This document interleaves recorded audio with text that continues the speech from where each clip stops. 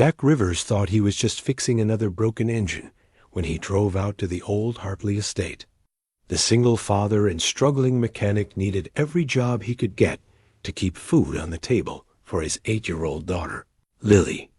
What he found was a wealthy woman with dirt under her fingernails and tears in her eyes, trying to bring her grandfather's abandoned farm back to life. Evelyn Hartley wasn't what he expected from someone who owned half the county. She was kind to his daughter, patient with his questions, and carried herself with a quiet sadness that reminded him of his own grief. But when Jack discovered an old photograph hidden in the tractor's glove compartment, everything changed. The image showed Evelyn as a young girl standing beside someone Jack recognized his late wife, Sarah. What Evelyn revealed next would shake him to his core and change both their lives forever. But how could a chance encounter between a poor mechanic and a wealthy heiress be connected to a promise made 20 years ago? Before we jump back in, tell us where you're tuning in from. And if this story touches you, make sure you're subscribed, because tomorrow I've saved something extra special for you. The morning sun cast long shadows across the gravel lot of Rivers Auto Repair, illuminating the collection of beaten-up cars and trucks that had become as familiar to Jack as old friends. He stood in the doorway of his shop, coffee mug warming his calloused hands, watching the town of Millbrook slowly come to life. At 34, Jack had the weathered look of a man who'd lived through more than his share of storms. His dark hair showing the first hints of silver at the temples, his green eyes carrying a depth that spoke of loss and resilience in equal measure.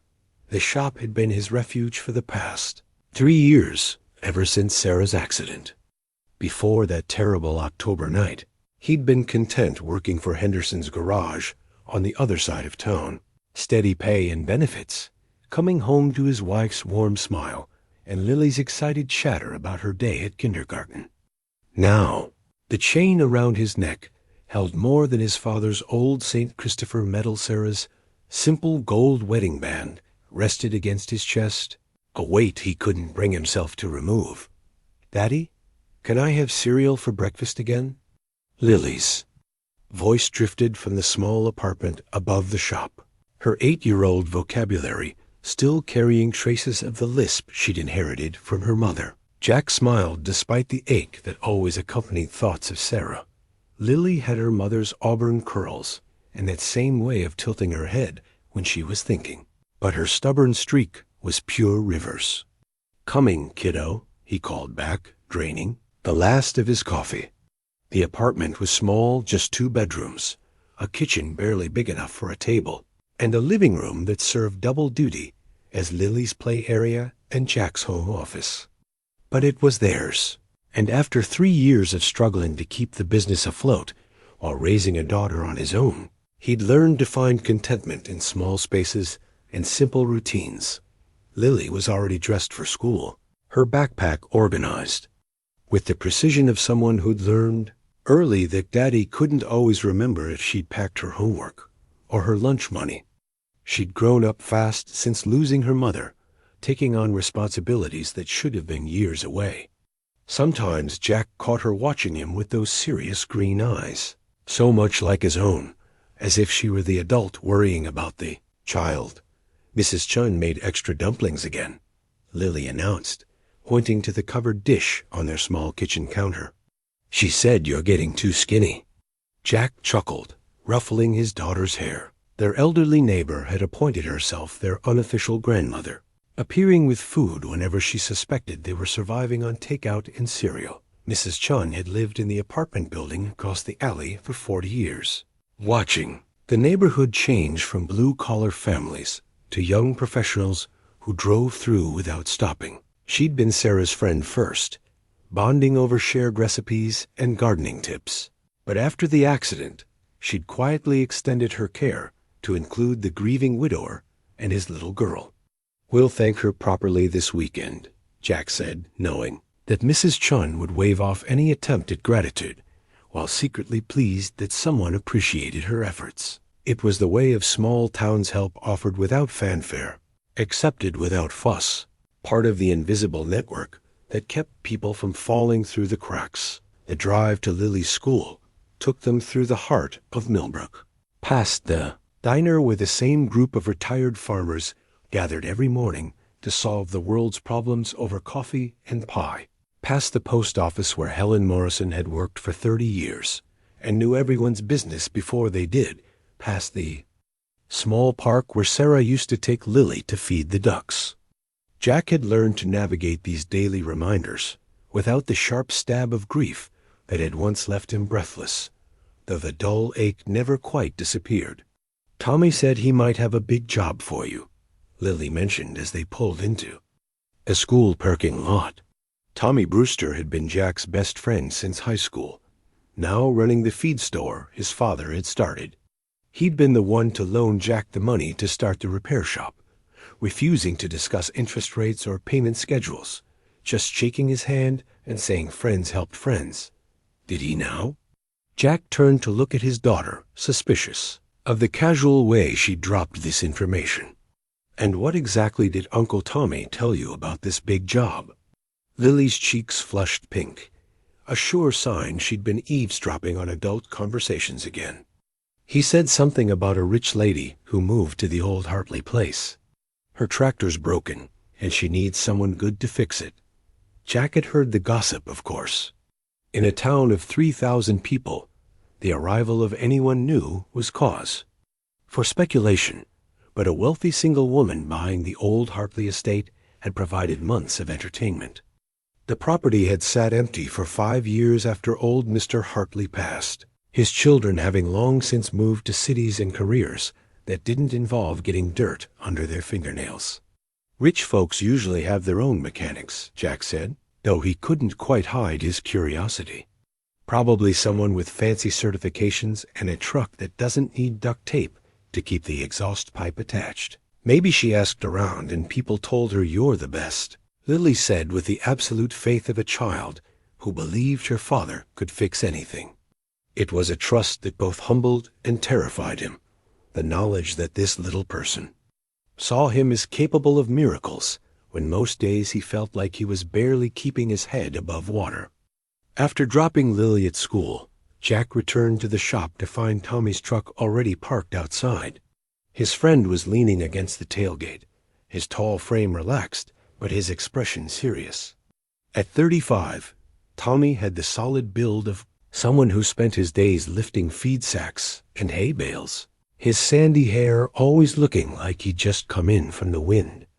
He'd never married, claiming he was too set in his ways, but Jack suspected it had more to do with the fact that Tommy had been in love with Sarah first, before she'd met Jack at a church social and changed the trajectory of all their lives.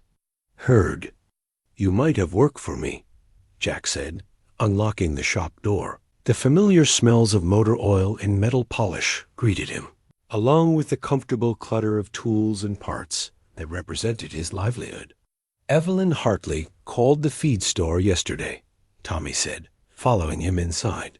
"She's trying to get that old farm running again, but her grandfather's tractor finally gave up. She asked if I knew anyone who could work on vintage equipment." Jack raised an eyebrow. Most people who moved from the city expected everything to work like new, not understanding that rural life often meant making do with equipment that had seen decades of use. "What kind of vintage are we talking about?" 1965 John Deere, from what she described. "Hasn't run in probably 2 years. And knowing old Hartley, it probably needs more work than it's worth." Tommy paused, studying his friend's face. "But she's willing to pay well, and Jack, you could use the money." It wasn't charity Tommy was too good a friend to offer that, but it was concern wrapped in practical terms. Jack's pride bristled, even as his bank account whispered that pride didn't pay for groceries or Lily's school supplies. The shop did steady business with locals who trusted him to be fair and thorough, but steady wasn't the same as prosperous. There were months when the choice between fixing the truck's transmission or buying Lily new shoes became a real dilemma. "What's she like?" Jack asked, trying to keep his tone casual. He'd heard the stories, Of course, a woman in her early 30s who kept to herself, drove a modest sedan despite clearly having money, and had been seen at the farmer's market asking thoughtful questions about soil composition and organic gardening techniques. Quiet, Tommy said after a moment. Polite, but you can tell she's been hurt. Reminds me a little of how you were right. After ... double quotes, he trailed off, but Jack understood. Right after Sarah died, when grief had made him wary of human contact, afraid that any kindness might crack the careful control he maintained for Lily's sake. I'll think about it, Jack said, though they both knew he'd already decided. He couldn't afford to turn down good work, especially not when winter was coming and the heating bills would start climbing. But there was something else, too, a curiosity, about the woman who'd chosen to isolate herself on a farm outside town, trying to bring life back to land that had been dormant for years. The rest of the morning passed in the familiar rhythm of diagnostics and repairs. Jack lost himself in the mechanical puzzles that had always calmed his mind. The satisfaction of finding the one loose connection or worn part that made the difference between running and stalled. It was work that made sense where problems had. Solutions and effort was rewarded with results. At noon, he called the number Tommy had given him, half expecting to reach an answering service or personal assistant. Instead, a woman's voice answered on the second ring, warm but guarded. This is Evelyn Hartley. Ms. Hartley, this is Jack Rivers from Rivers Auto Repair. Tommy Brewster gave me your number. I understand you have a tractor that needs attention. There was a pause, long enough that Jack wondered if the connection had dropped. Then she spoke again, and he caught something in her tone: relief, maybe, or hope. Yes, I do. Would you be able to come take a look at it? I'm afraid I don't know much about engines, but I'm willing to learn. That surprised him. Most people who could afford to hire mechanics weren't interested in getting their hands dirty. I could drive out this afternoon if that works for you. Fair warning, though vintage equipment can be tricky. Might not be worth the cost of repairs. I understand, she said quietly, but I'd like to try. This farm meant everything to my grandfather, and I'd hate to give up on it without at least attempting to bring it back to life. Something in her voice reminded him of his own determination to keep the shop running after Sarah died. The stubborn refusal to let go of something that mattered, even when logic suggested otherwise. I'll be there around 2 o'clock, if that suits you. That would be perfect. Thank you, Mr. Rivers. I really appreciate it. After hanging up, Jack found himself staring at the phone, trying to analyze the conversation. There had been something almost formal about her speech, as if she were choosing her words carefully, but underneath the politeness, he'd sensed genuine gratitude. Whatever had brought Evelyn Hartley to Millbrook, she seemed to understand the value of second chances. The afternoon drive to the Hartley estate took him past rolling hills dotted with cattle and the occasional farmhouse, the landscape painted in the golden hues of late summer. He'd grown up in this country, learned to drive on these back roads, but seeing it through the eyes of someone trying to start over made him notice details he'd taken for granted. The way the light slanted through the oak trees, the rich smell of earth that had been farmed for generations, the sense of continuity that connected past and present. The Hartley place sat at the end of a gravel drive lined with ancient maples, the 2-story farmhouse white with green shutters and a wraparound porch that suggested a time when neighbors visited without calling first. The outbuildings showed their age, but seemed structurally sound, and someone had clearly been working to clear the overgrown gardens and repair the fencing. As Jack parked his truck and gathered his tools, he found himself wondering what had drawn a wealthy woman to this particular piece of solitude, and whether she understood what she'd taken on. Farming wasn't just about having the right equipment. It was about understanding the rhythm of seasons, the patience required for growth, the acceptance of factors beyond human control. He was about to find out if Evelyn Hartley was the kind of person who could learn those lessons, or if she'd discovered that some dreams were more appealing in theory than in practice. Jack had barely stepped out of his truck when the front door of the farmhouse opened, and he got his first real look at Evelyn Hartley. She wasn't what he'd expected, not the polished city woman playing at country life that the town gossips had described.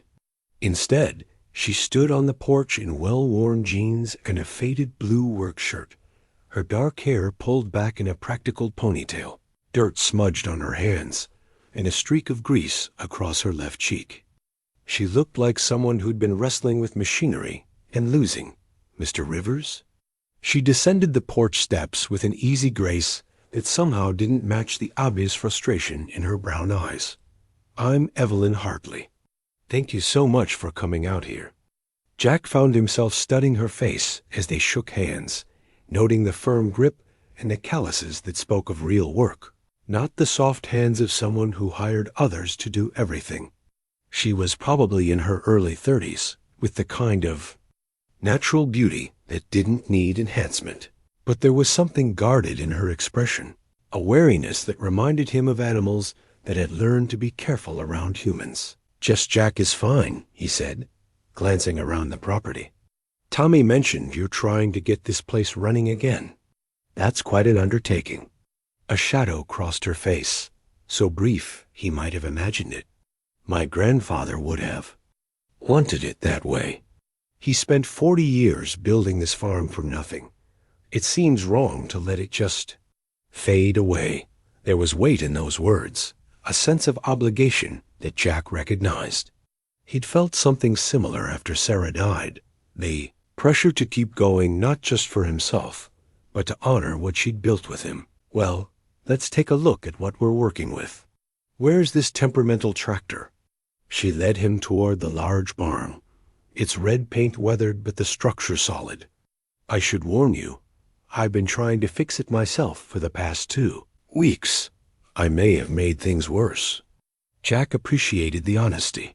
Too many people tried to hide their mistakes, making his job harder. What kind of problems are you having? It won't start at all now, but before that it was making terrible grinding noises and smoking. I found some old manuals in the house and tried to follow the troubleshooting guides, but she gestured helplessly. I think I'm better with people than I am with engines. They entered the cool dimness of the barn, and Jack let out a low whistle.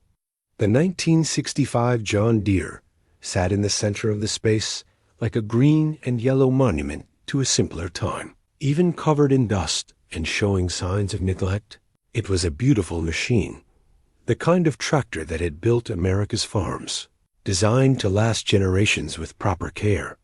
She's a beauty, Jack said, running his hand along the fender. Your grandfather took good care of her. Until the last few years, Evelyn said quietly. After his stroke, he couldn't keep up with the maintenance. I think it broke his heart a little, watching things fall apart. Jack understood that kind of heartbreak. He'd seen it in his own father's eyes when arthritis finally forced him to give up the carpentry work that had defined him. Mind if I ask, what happened to your grandfather? Tommy mentioned he passed a few years back. 5 years ago this September. Evelyn's voice grew soft. He raised me after my parents died in a car accident when I was 7. His farm was the only real home I ever knew. Something in her tone made Jack look up from the tractor. There was pain there, carefully controlled but unmistakable. I'm sorry for your loss. Sounds like he was a good man. The best. She cleared her throat, visibly pulling herself together. But enough about that. What do you think? Is she salvageable? Jack spent the next hour conducting a thorough examination, aware of Evelyn watching his every move with the intensity of someone trying to learn. She asked intelligent questions about what he was checking and why, taking mental notes of his explanations. Most customers wandered off during diagnostics, content to wait for the final verdict, but she seemed genuinely interested in understanding the process. The good news is that the engine block is solid, Jack finally announced, wiping his hands on a rag. Your grandfather built her to last. The bad news is that she needs pretty much everything else new melts. Filters, spark plugs, probably a complete fluid change, and the transmission is going to need work. Evelyn's face fell slightly. How much work are we talking about? Honestly, more than she's probably worth on the market. You could buy a newer used tractor for less than what this restoration would cost. Jack studied her expression, seeing the disappointment she was trying to hide. But if this isn't about money, if it's about bringing your grandfather's tractor back to life, then yeah, she can be saved. It's not about money, Evelyn said quickly, and seemed to realize how that sounded. I mean, I'm not careless with money, but this ... this matters to me. Jack nodded, understanding the distinction. Then we can make her run again. It'll take time, though. Some of these parts might be hard to find, and I'll need to work around other jobs. Could be a couple of weeks, maybe more. That's fine. I'm not going anywhere. She paused, then added, would you mind if I watched? I'd like to learn how to maintain her properly once she's running again. That surprised him. Most wealthy customers wanted problems to disappear with minimal involvement on their part. It's your tractor. You're welcome to get as involved as you want. As they walked back toward his truck, Jack found himself curious about this woman who'd chosen to isolate herself on a farm outside town. Can I ask what brought you back here? Tommy mentioned you'd been away for a while. Evelyn was quiet for so long that Jack wondered if he'd overstepped. Then she spoke, her voice carefully neutral. I've been living in Chicago for the past 15 years. Social work, mostly with at-risk kids. But last year, I needed a change. A fresh start. There was a story there. Jack could tell, but he recognized the signs of someone who wasn't ready to share it. He'd worn that same careful expression for months after Sarah's death, deflecting well-meaning questions with polite non-answers. Well, Millbrook's a good place for fresh starts, he said. Small enough that people care about each other, big enough that they don't get too much in your business. A genuine smile crossed Evelyn's face for the first time since he'd arrived. I'm beginning to see that. The woman at the farmer's market spent 20 minutes explaining the difference between heirloom tomatoes and hybrids. And the man at the hardware store insisted on teaching me how to properly use a socket wrench. That would be Helen Morrison and Pete Kowalski, Jack chuckled. Helen's been gardening since before I was born, and Pete thinks everyone should know at least basic mechanical skills. They mean well. I could tell. It's nice. Different from the city. Evelyn glanced back at the farmhouse, and Jack caught a glimpse of something almost vulnerable in her expression.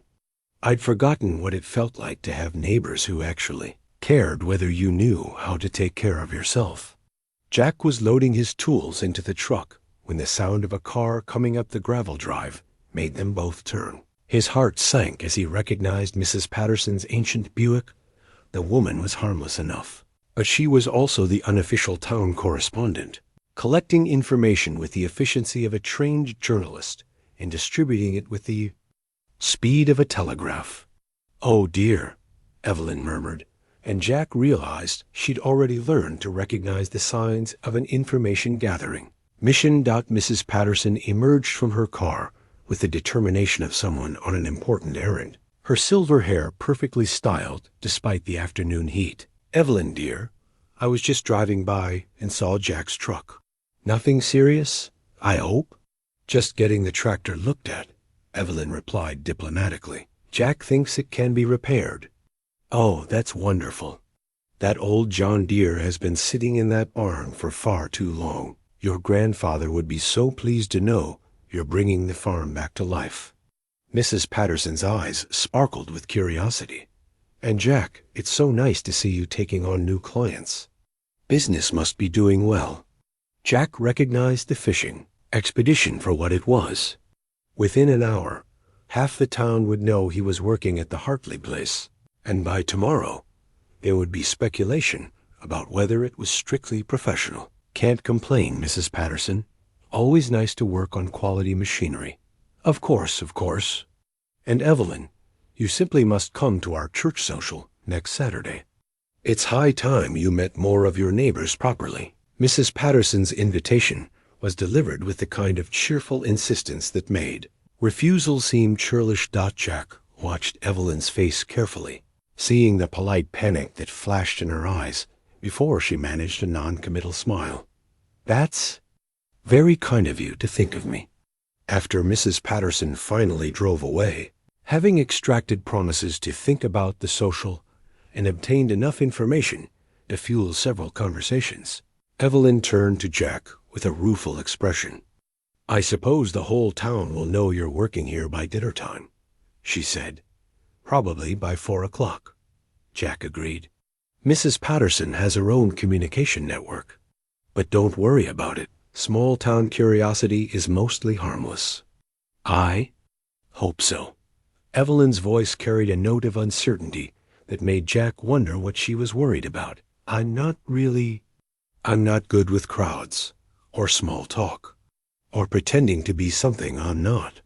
There was something almost desperate in that admission, a vulnerability that she seemed surprised to have revealed. Jack found himself wanting to reassure her, to tell her that she didn't have to pretend anything with him, but they barely knew each other, and he wasn't sure he had the right to offer comfort. "For what it's worth," he said instead, "the people I've met in this town seem to value honesty over performance. You don't have to be anyone but yourself." Evelyn looked at him with an expression he couldn't quite read, as if she were trying to decide whether to trust him. "I'm not sure I remember how to be myself anymore," she said quietly. "It's been a long time since I've had that luxury." Before Jack could respond to that unexpected confession, she seemed to catch herself and stepped back, the guarded expression returning to her face. "But that's neither here nor there. When can you start on the tractor? I'll need to order some parts first, get a better sense of what we're dealing with. How about I come back Thursday morning and we'll start the real work?" "That sounds perfect. And Jack?" She paused as he climbed into his truck. "Thank you. Not just for agreeing to fix the tractor, but for not making me feel foolish for wanting to try." As Jack drove back toward town, he found himself thinking about Evelyn Hartley's carefully controlled vulnerability, the way she seemed to be carrying some invisible weight. There had been moments during their conversation when her guard had dropped completely, revealing glimpses of someone who'd been hurt and was trying to rebuild from the pieces. He understood that feeling better than most. Thursday morning arrived crisp and clear, with the kind of autumn air that made Jack grateful to be working outdoors. He'd spent the previous evening explaining to Lily that he'd be working at a farm for the next few weeks, carefully leaving out any mention of the woman who owned it. At 8 years old, Lily had already developed a talent for reading between the lines, and Jack wasn't ready for her innocent questions about why he seemed more thoughtful than usual. "But can I come see the farm sometime?" Lily had asked over breakfast, her green eyes bright with curiosity. "I've never seen a real farm up close." "We'll see," Jack had replied, the universal parent response that meant maybe, but probably not. He wasn't sure why he felt the need to keep his work at the Hartley place separate from his life with Lily, but something about Evelyn's carefully guarded vulnerability made him want to protect both women from potential complications. The drive to the estate gave him time to think about the previous afternoon's encounter. There had been something almost fragile about Evelyn, despite her obvious determination, as if she were holding herself together through sheer force of will. Jack recognized the signs because he'd lived them, the careful control, the way she'd caught herself before revealing too much, the sense that she was rebuilding her life one deliberate choice at a time. He found Evelyn waiting for him in the barn, dressed in work clothes that looked like they'd actually been worked in. She'd clearly been busy since his last visit. The tractor had been cleaned, the barn swept, and she'd organized a workspace with the kind of methodical precision that spoke of someone who approached problems systematically. "Good morning," she said, looking up from what appeared to be a parts manual. "I've been reading about the transmission issues you mentioned. It sounds complicated." Jack was impressed despite himself. Most customers wanted problems to disappear without understanding the process, but Evelyn seemed genuinely interested in learning. It can be, but this old girl was built when things were made to be repaired instead of replaced. Once we get into it, you'll see it's mostly a matter of patience and attention to detail. Two things I have in abundance these days, Evelyn said with a slight smile. I ordered coffee and brought some of Mrs. Chun's muffins. I hope you don't mind that I stopped by the diner this morning and asked around about your preferences. The thoughtfulness of the gesture caught Jack off guard. Sarah used to do things like that, small acts of consideration that made ordinary moments feel special. That was kind of you. Mrs. Chun makes the best blueberry muffins in 3 counties. As they worked, Jack found himself stealing glances at Evelyn, noting the way she listened intently to his explanations and asked questions that showed she was actually processing the information.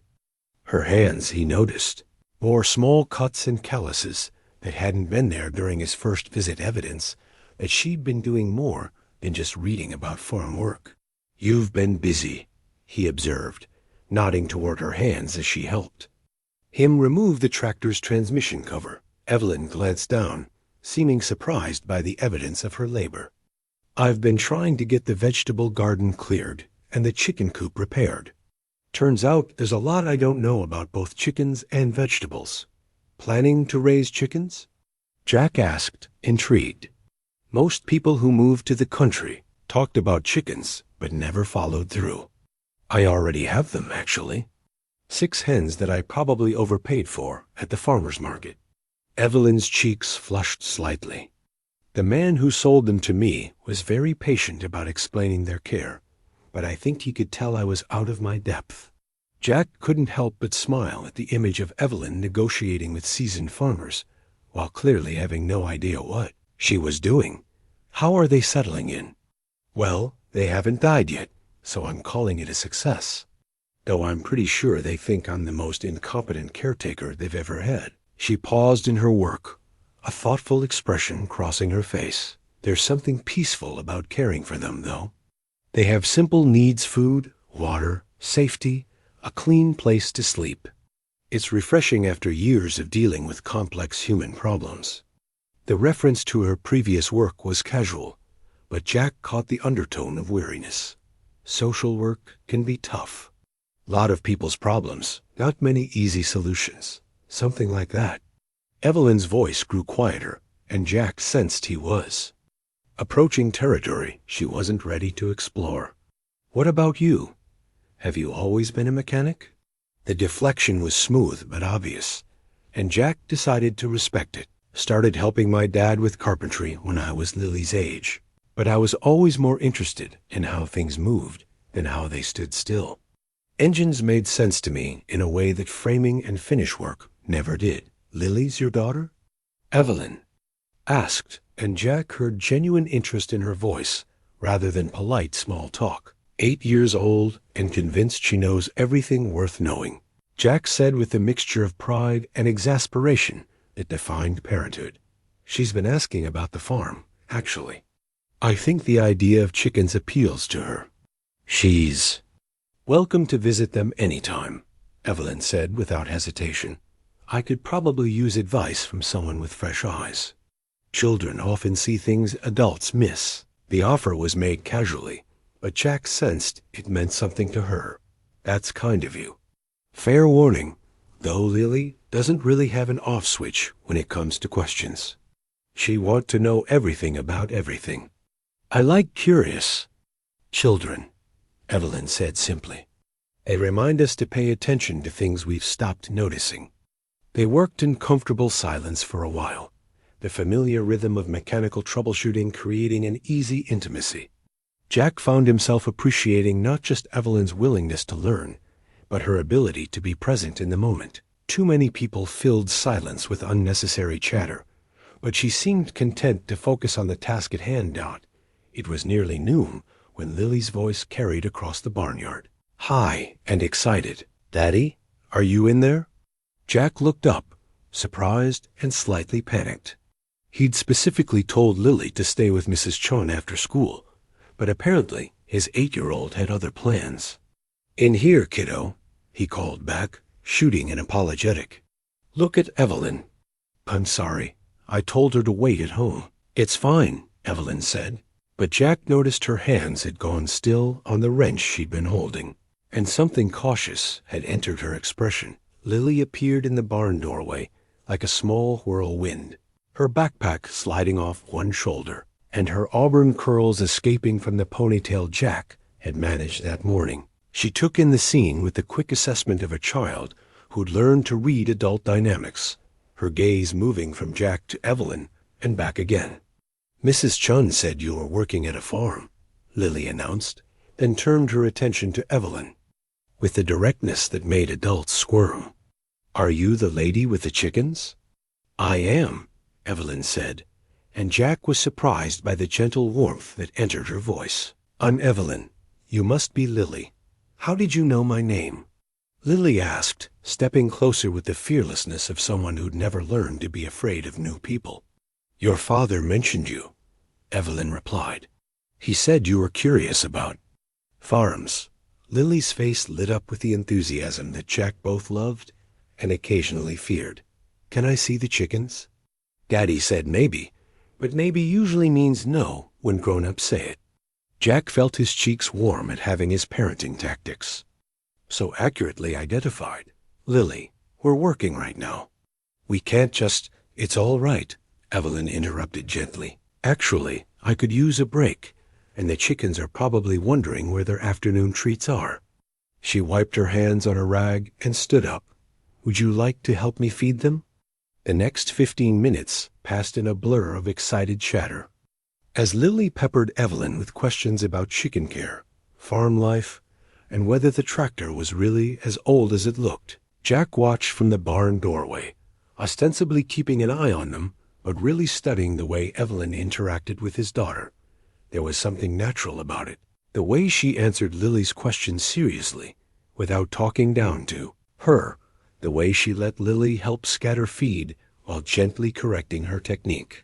She had the patience of someone who genuinely enjoyed children. And Jack found himself wondering about her work with at-risk kids. What had drawn her to that field, and what had ultimately driven her away from it? When Lily carefully took the simple friendship bracelet she'd been making in art class from her backpack and shyly offered it to Evelyn, Jack felt something shift in his chest. The bracelet was nothing special, just colorful string braided together with the uneven enthusiasm of 8-year-old fingers, but Evelyn accepted it as if it were made of precious metals. "This is beautiful, Lily," she said, slipping it onto her wrist. "Thank you. I made it yesterday, but I didn't know who to give it to," Lily explained. "Mrs. Chun already has 6 bracelets from me, and Uncle Tommy said his wrists are too big for jewelry."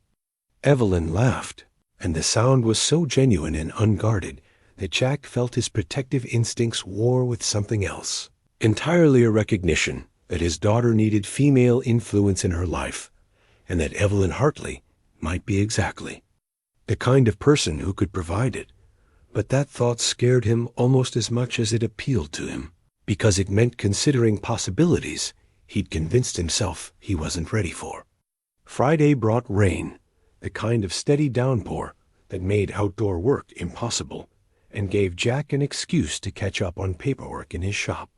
But he found himself distracted, thinking about the easy way Lily had taken to Evelyn the day before, and the unexpected warmth he'd seen in Evelyn's eyes when she'd accepted that simple friendship bracelet.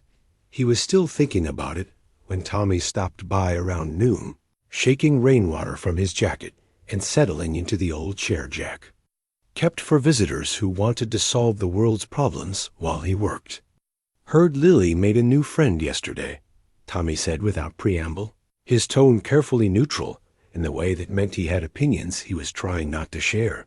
Jack looked up from the invoice he'd been pretending to organize for the past 10 minutes. News travels fast.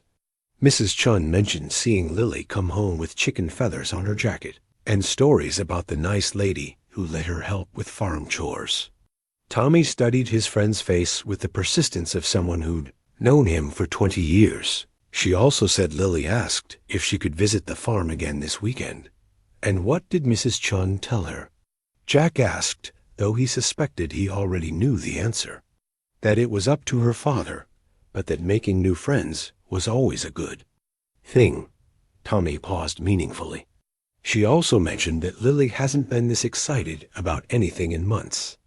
That was true, and it bothered Jack more than he wanted to admit. Lily had been quieter lately, more withdrawn, and he'd been worrying that she was feeling the absence of female influence in her life.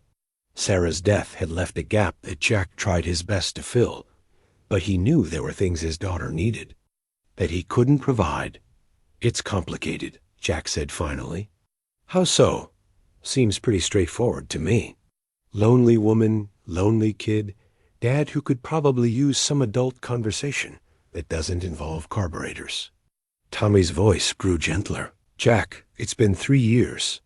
Sarah wouldn't want you to stop living. The mention of his late wife sent the familiar pang through Jack's chest, but it was softer now than it had been even 6 months ago. It's not about Sarah. It's about... I don't know what Evelyn's situation is. She's clearly running from something, and I've got Lily to think about. Maybe she's not running from something. Maybe she's running to something. Tommy leaned forward, his expression serious. Look, I'm not saying you should marry the woman tomorrow, but Lily likes her. You seem more alive than you've been in months. And from what I hear, Evelyn Hartley is good people. Maybe that's enough for now. Jack wanted to argue, but the truth was that he had felt more alive lately. The work at the farm had given him something to look forward to, beyond the daily routine of keeping his business afloat and making sure Lily had everything she needed. And there was something about Evelyn's quiet determination that resonated with him, the way she approached challenges with methodical patience rather than expecting instant solutions.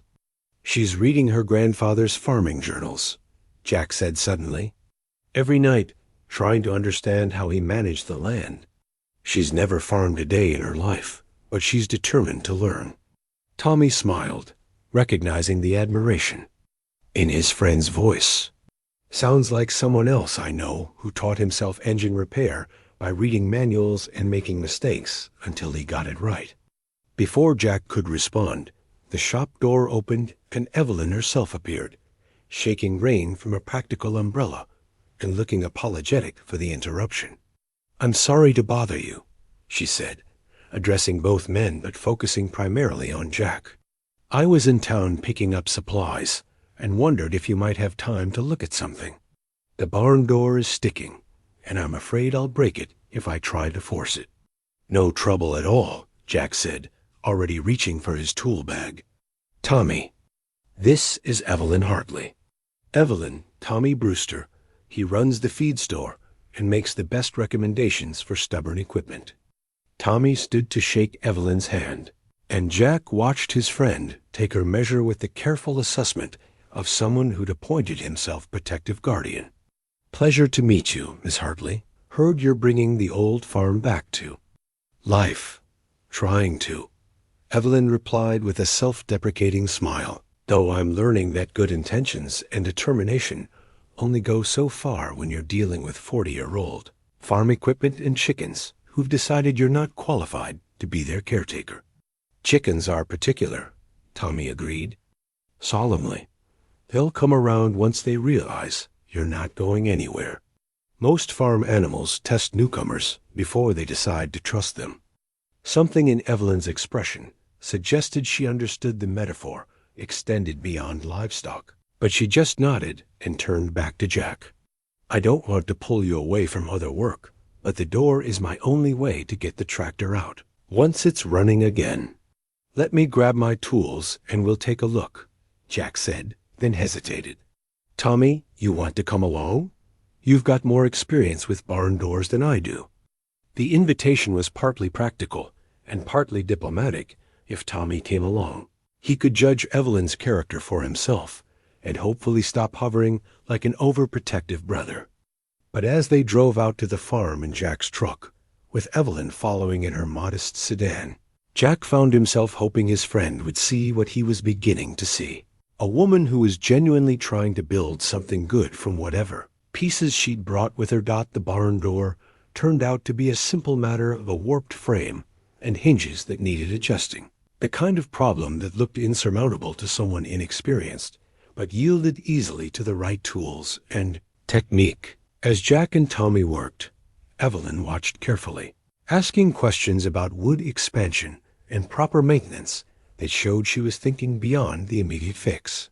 "Your grandfather kept good records," Tommy observed, noting the careful notations on a chart hanging near the door. "Looks like he tracked everything: weather patterns, crop rotations, equipment maintenance schedules." "I've been trying to understand his system," Evelyn said, pulling out a well-worn journal from her jacket pocket. "He wrote everything down, but some of it is in a kind of shorthand that I'm still deciphering. Like here he mentions something called the Northeast Field Project every spring for the past 10 years, but I can't figure out what it refers to." Tommy glanced at the journal entry Evelyn showed him, then looked out toward the fields with a knowing expression. "That would be the wildflower meadow. Your grandfather started it after your grandmother passed. Said he wanted something beautiful that would take care of itself, something that would bring life back to the land without requiring constant work." Evelyn's eyes filled with tears so quickly that Jack stepped closer instinctively, but she blinked them away and cleared her throat. "He never mentioned that in his letters. I didn't know. I mean, I knew Grandma had passed, but I didn't realize." "They were married 52 years, Tommy said gently. "After she died, he needed a way to honor her memory that wasn't about loss. The meadow was his way of creating something that would outlast both of them." "It's still there," Evelyn said quietly. "I thought it was just a section that had gone wild, but now I understand why he never tried to reclaim it for crops." Jack watched the emotions play across her face: grief for grandparents she'd clearly loved, regret for lost time, and something that looked like determination to continue what they'd started. It was a familiar mixture of feelings, one he'd experienced himself when trying to decide what to keep and what to change after Sarah's death. "He'd be proud of what you're doing here," Tommy said, and Jack could hear the sincerity in his friend's voice. "It takes courage to start over, especially when you're doing it alone." "I'm not sure about the courage part," Evelyn replied with a rueful smile. "Some days it feels more like stubbornness mixed with a healthy dose of denial about how much I don't know." "Same thing most of the time," Jack said, earning a genuine laugh from both his companions. As they finished with the barn door and prepared to leave, Evelyn hesitated, then spoke with the careful tone of someone making an important offer. "I was planning to make dinner this evening. Nothing fancy, just a way to thank you both for the help. You'd be welcome to join me if you don't have other plans." Tommy glanced at Jack, clearly reading the uncertainty in his friend's expression. "That's kind of you, but I've got inventory to finish at the store." Jack, though he's been living on takeout and whatever Mrs. Chun brings over, probably do him good to have a proper meal. Jack shot his friend a look that promised retribution. Later, when Evelyn was already backtracking, her cheeks flushed with embarrassment. "Of course, I should have realized you'd have plans." "It was presumptuous of me to. I'd like that," Jack interrupted, surprising himself with the decision. "But I'd need to bring Lily. Mrs. Chun has bridge club on Friday nights, and I don't like leaving her alone." The relief and pleasure that crossed Evelyn's face was unmistakable. "I'd love to have Lily come. I could use her expert opinion on whether the chickens are settling in properly." As they drove back to town, Tommy was uncharacteristically quiet, until finally saying, "She's not what I expected." "What did you expect?" Jack asked. "Someone playing at being a farmer. Someone who'd give up and go back to the city as soon as things got difficult." Tommy paused, choosing his words carefully. "But she's not playing, is she? She's really trying to build something here." "Seems that way," Jack agreed. And she's not the kind of person who gives up easily. No, I don't think she is. Tommy nodded, apparently satisfied with whatever conclusion he'd reached. Good. Lily needs people in her life who don't give up easily. So do you, for that matter. As Jack dropped Tommy off at the feed store and headed home to collect Lily for dinner at the farm, he found himself both nervous and anticipatory in a way he hadn't felt in years. The nervousness was familiar, the anxiety of stepping outside, established routines, of risking new connections that might lead to new losses. But the anticipation was different, warmer, tied to the simple pleasure of sharing a meal with someone who seemed to understand the value of taking time to do things properly. He was looking forward to seeing how Lily and Evelyn interacted in a more relaxed setting, curious about what stories might emerge over home-cooked food and the kind of unhurried conversation that felt increasingly rare in his structured life. For the first time in 3 years, Jack found himself wondering if his carefully maintained routine might have room for someone new. The dinner invitation had stretched into something neither Jack nor Evelyn had quite expected. What was meant to be a simple thank you meal became an evening that felt natural in a way that surprised them both. Lily had charmed Evelyn with stories about school and questions about everything from chicken behavior to why tractors were green, while Evelyn had impressed Jack with a pot roast that rivaled anything Mrs. Chun had ever brought over. But it was the quiet moments that stuck with him afterward, the way Evelyn had listened when Lily talked about missing her mother, offering comfort without trying to fill the unfillable space, the careful way she'd asked about Sarah, respecting Jack's grief while clearly wanting to understand the woman who'd shaped his life, the gentle ease with which she'd moved around her grandfather's kitchen, as if the simple act of preparing food in that space connected her to something larger than herself. By the following Wednesday, when Jack arrived for what had become his regular morning at the farm, he'd begun to look forward to these working sessions in a way that went beyond professional satisfaction. The tractor was progressing well. They'd gotten the engine running the previous week, and now they were fine-tuning the transmission and hydraulics. But the real pleasure lay in the easy partnership that had developed between them. Evelyn had proven to be a quick study, learning not just the mechanical basics, but developing an intuitive sense for troubleshooting that impressed Jack. She approached problems methodically, thinking through causes and effects before jumping to solutions, and she wasn't afraid to admit when something didn't make sense to her. "Hand me that wrench, would you?" Jack called from underneath the tractor, where he was working on the hydraulic lines. "The one with the blue handle. This one?" Evelyn's voice was slightly muffled as she rummaged through the toolbox they'd organized together. "That's it. Thanks." He felt the cool metal in his palm and continued working, appreciating the efficiency they'd developed. With most customers, he worked alone, but Evelyn had become a genuine partner in the process, anticipating what he needed and learning to read the mechanical signs that indicated progress or problems. "Jack," she said after a moment, her tone careful in a way that made him slide out from under the tractor to look at her. "Can I ask you something personal?" He sat up, wiping his hands on a rag while studying her expression. Over the past weeks, they'd shared stories about their work, their daily routines, even some carefully edited versions of their pasts, but Evelyn rarely asked direct personal questions. "Shoot. Yesterday at the hardware store, Pete Kowalski mentioned that you used to work for Henderson's garage. He seemed surprised that you'd started your own business." She paused, clearly choosing her words carefully. "I got the impression there might be more to that story." Jack felt the familiar tightness in his chest that came whenever anyone got close to the darker chapters of his life. "There is, but it's not particularly interesting. Just disagreements about how to run a business." "That's not what Pete suggested." Evelyn's voice was gentle but persistent. "He said something about you refusing to overcharge customers, and Henderson not appreciating your ethical standards."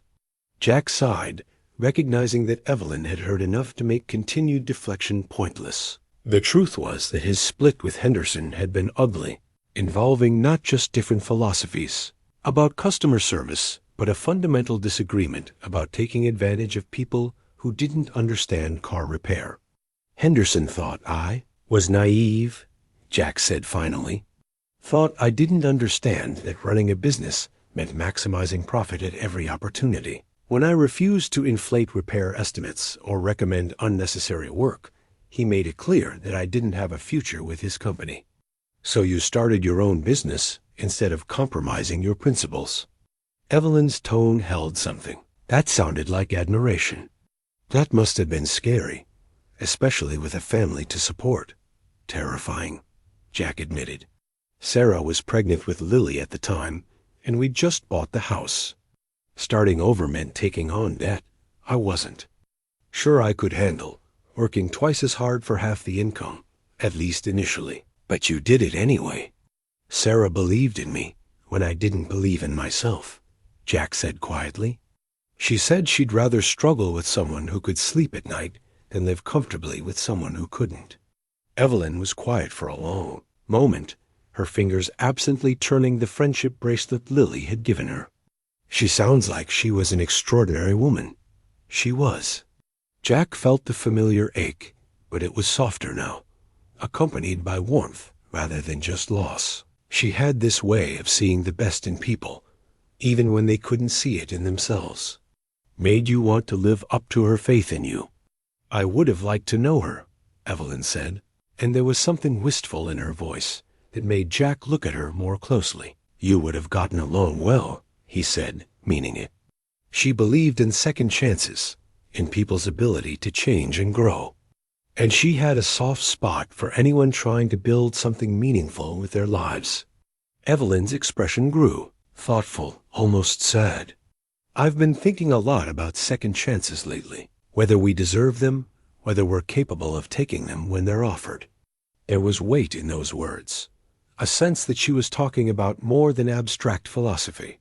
Jack found himself wanting to ask what had brought her to this place, what she was running from or toward. But he recognized the signs of someone working through complicated emotions and decided to wait.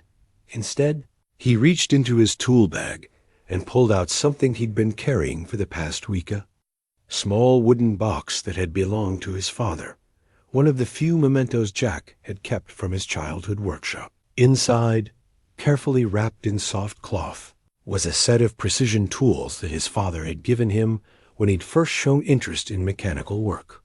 I want to show you something, he said, opening the box carefully.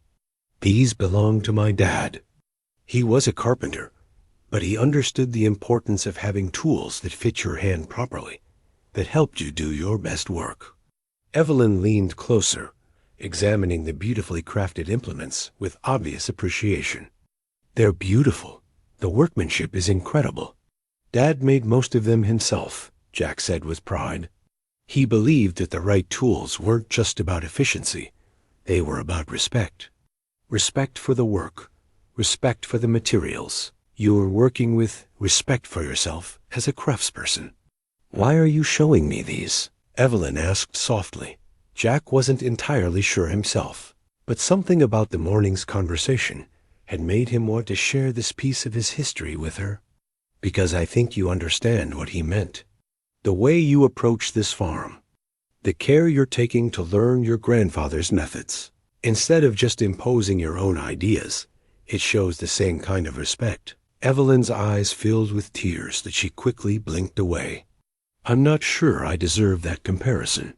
Most days I feel like I'm just making it up as I go along, hoping I don't destroy everything my grandparents built.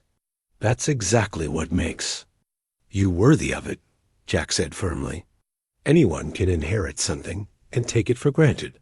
It takes character to inherit something and feel the weight of responsibility that comes with it.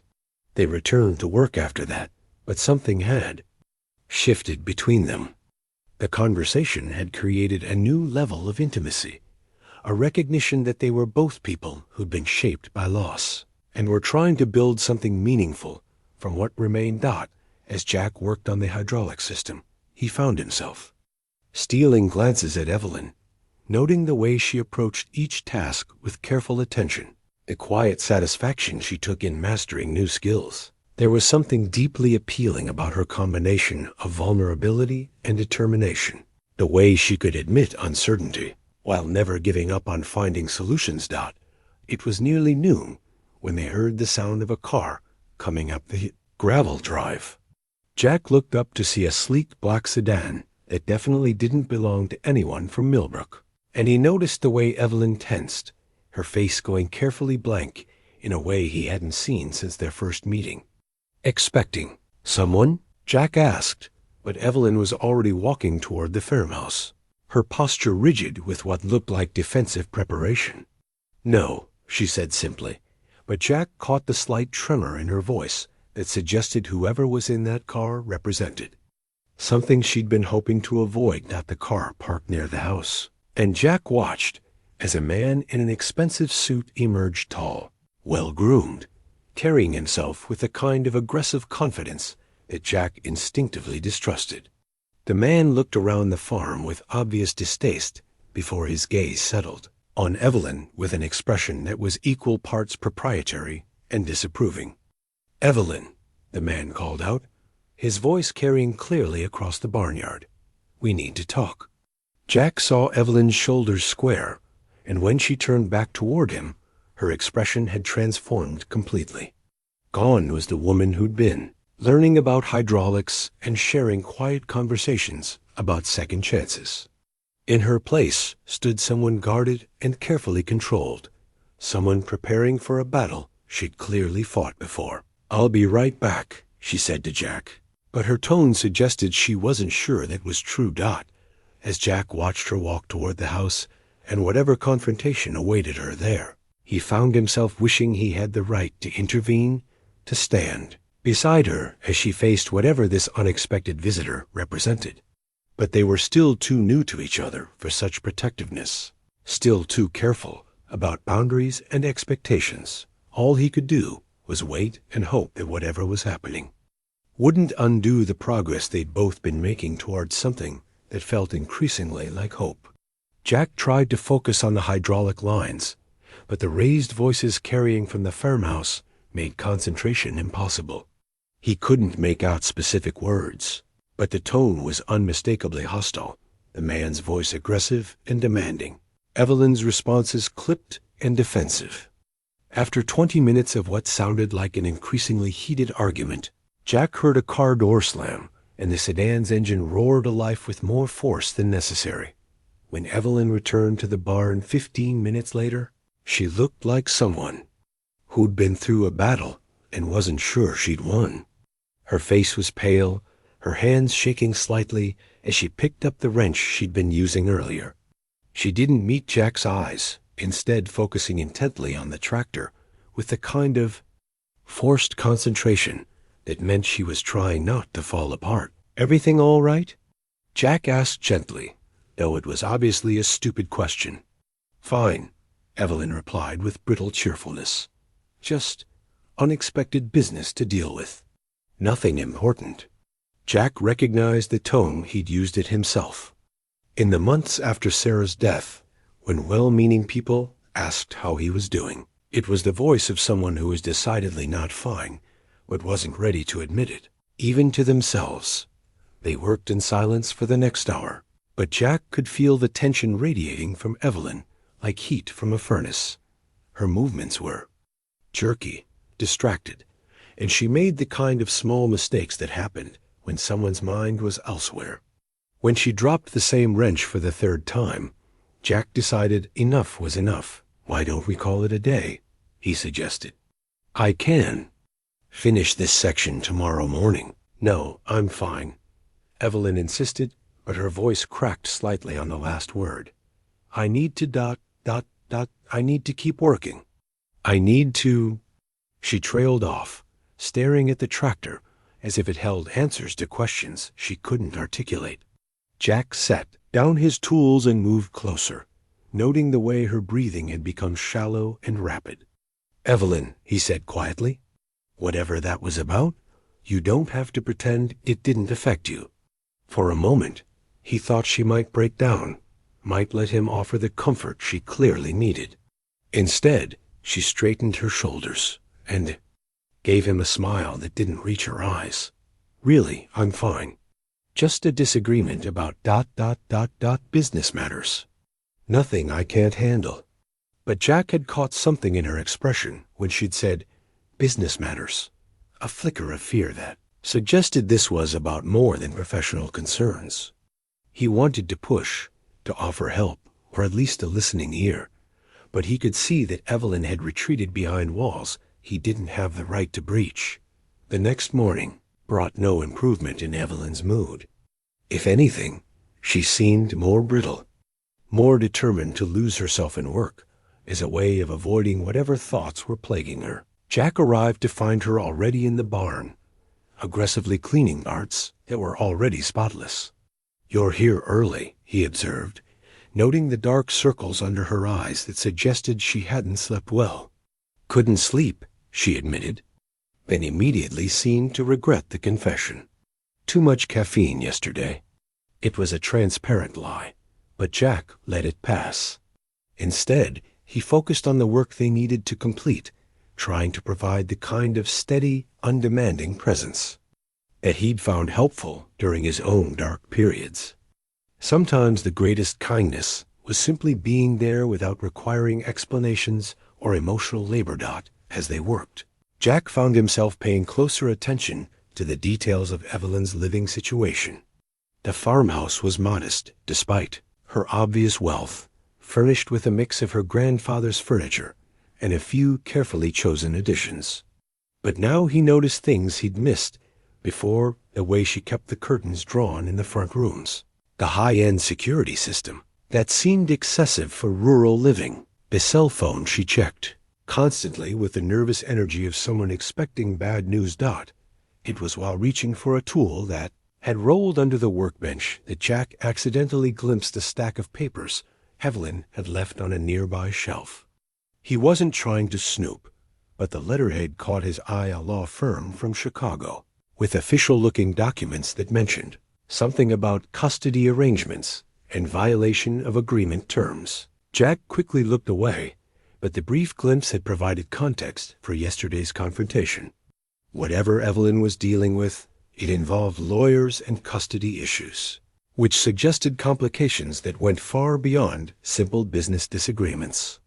Jack, Evelyn said suddenly, her voice tight with controlled emotion. Can I ask you something? Of course. If someone you cared about was in trouble, real trouble, but they couldn't tell you the details, would you still ... double quotes. She paused, struggling with the words. Would you still want to be around them, even if their problems might affect you? The question was clearly personal, loaded with implications that made Jack choose his words carefully. I think it would depend on the person and the situation. But generally speaking, people worth caring about are worth standing by when things get difficult, even if their problems could put your family at risk. The specificity of that question sent a chill through Jack.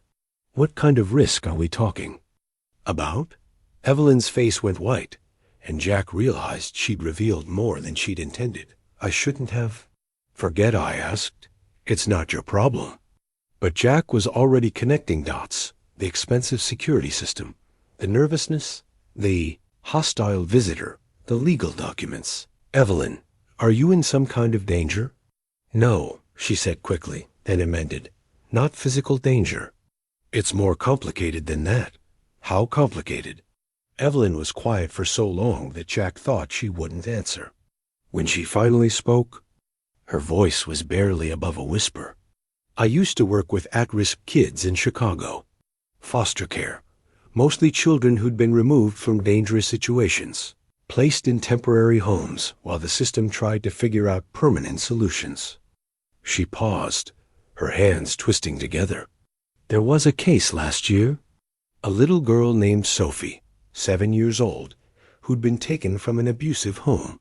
Her father was a powerful man, wealthy, connected, good at hiding what he did behind closed doors. Jack felt his stomach tighten, sensing where this story was heading. Sophie told me things, Evelyn continued. Terrible things. Things that meant her father could never be allowed custody again. So I documented everything, made sure the right people knew, made sure Sophie was placed somewhere safe. That's your job, Jack said gently. That's what you're supposed to do. Yes, but ... Evelyn's voice cracked. Sophie's father didn't see it that way. He saw it as me destroying his family, ruining his reputation. He's been ... pursuing me ever since. Legally, mostly. Harassment charges that never stick. Civil suits that get thrown out. Professional complaints that are obviously baseless, but still require time and money to defend against. The man yesterday, Jack said, understanding flooding through him. His lawyer, making new threats, demanding I recant my testimony, offering money to disappear and stay quiet. Evelyn wiped away tears she seemed surprised to find on her cheeks. I thought coming here would end it. I thought if I left Chicago, left social work entirely, he'd move on to easier targets. But he hasn't. No, and now he knows where I am, knows I'm trying to build something here. She looked around the barn with something that might have been despair. I can't drag innocent people into this. I can't let my problems affect you or Lily or anyone else in this town. Jack felt a surge of protective anger that surprised him with its intensity. So what are you saying? You're going to run again? I don't know, Evelyn whispered. I don't know what else to do. I thought I could have a normal life here, thought I could just be a person trying to restore her grandfather's farm. But maybe some people don't get to have normal lives. That's bullshit, Jack said firmly, causing Evelyn to look up in surprise. Sorry, but it is. You did your job. You protected a child who needed protection. You don't deserve to be punished. For that, deserving has nothing to do with it, Evelyn replied sadly. This is just the reality of my situation. Jack wanted to argue, wanted to tell her that there had to be solutions, ways to fight back, people who could help. But he could see that she'd already explored those options, already discovered the limitations of a system that didn't always protect the people trying to do the right thing. Instead, he did the only thing he could think of. He reached out and took her hand, offering the simple comfort of human contact to someone who'd been carrying her burden alone for too long. Whatever you decide, he said quietly, you don't have to decide it today, and you don't have to decide it alone. For a moment, Evelyn's carefully maintained composure cracked completely, and Jack saw the frightened, exhausted woman behind the determined facade. Then she squeezed his hand once gently and pulled away. Thank you, she said simply. But I think we both know this isn't your fight. Jack wanted to tell her she was wrong, that he was already invested in her well-being, whether she liked it or not. But they were interrupted by the sound of another car, coming up the drive this time. Tommy's familiar truck, arriving for the lunch visit they'd planned earlier in the week. As Evelyn hurried to compose herself before Tommy's arrival, Jack found himself making a decision that probably wasn't wise, but felt absolutely necessary. Whatever was happening here, whatever threats Evelyn was facing, she wasn't going to face them alone anymore. He just had to figure out how to help without making things worse for everyone involved. The lunch with Tommy had been strained, with Evelyn making polite conversation while Jack worried about her obvious distress, and Tommy clearly sensing undercurrents he didn't understand.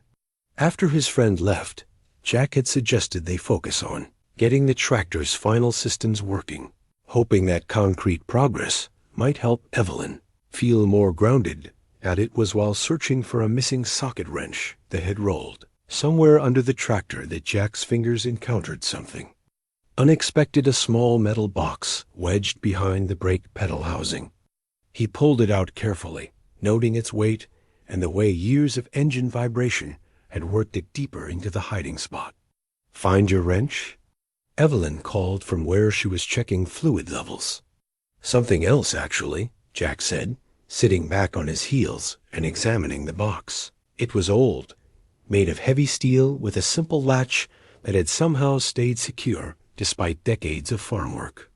"Looks like your grandfather left something behind." Evelyn appeared beside him, wiping her hands on a rag as she studied the mysterious container. "I've never seen that before. Where was it?" "Wedged way back behind the brake assembly. Probably been there for years." Jack offered her the box. "Want to do the honors?" Evelyn took the box with hands that trembled slightly, whether from anticipation or lingering stress from the morning's events. Jack couldn't tell. The latch opened with a soft click, revealing contents that made them both go very still. Was a small stack of photographs, their edges yellowed with age. But it was the top image that caused Evelyn to gasp audibly.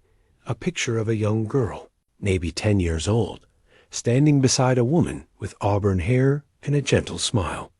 The girl was clearly Evelyn, though decades younger, thinner, with the wary expression of a child who'd learned not to trust easily. The woman beside her was unmistakably Sarah.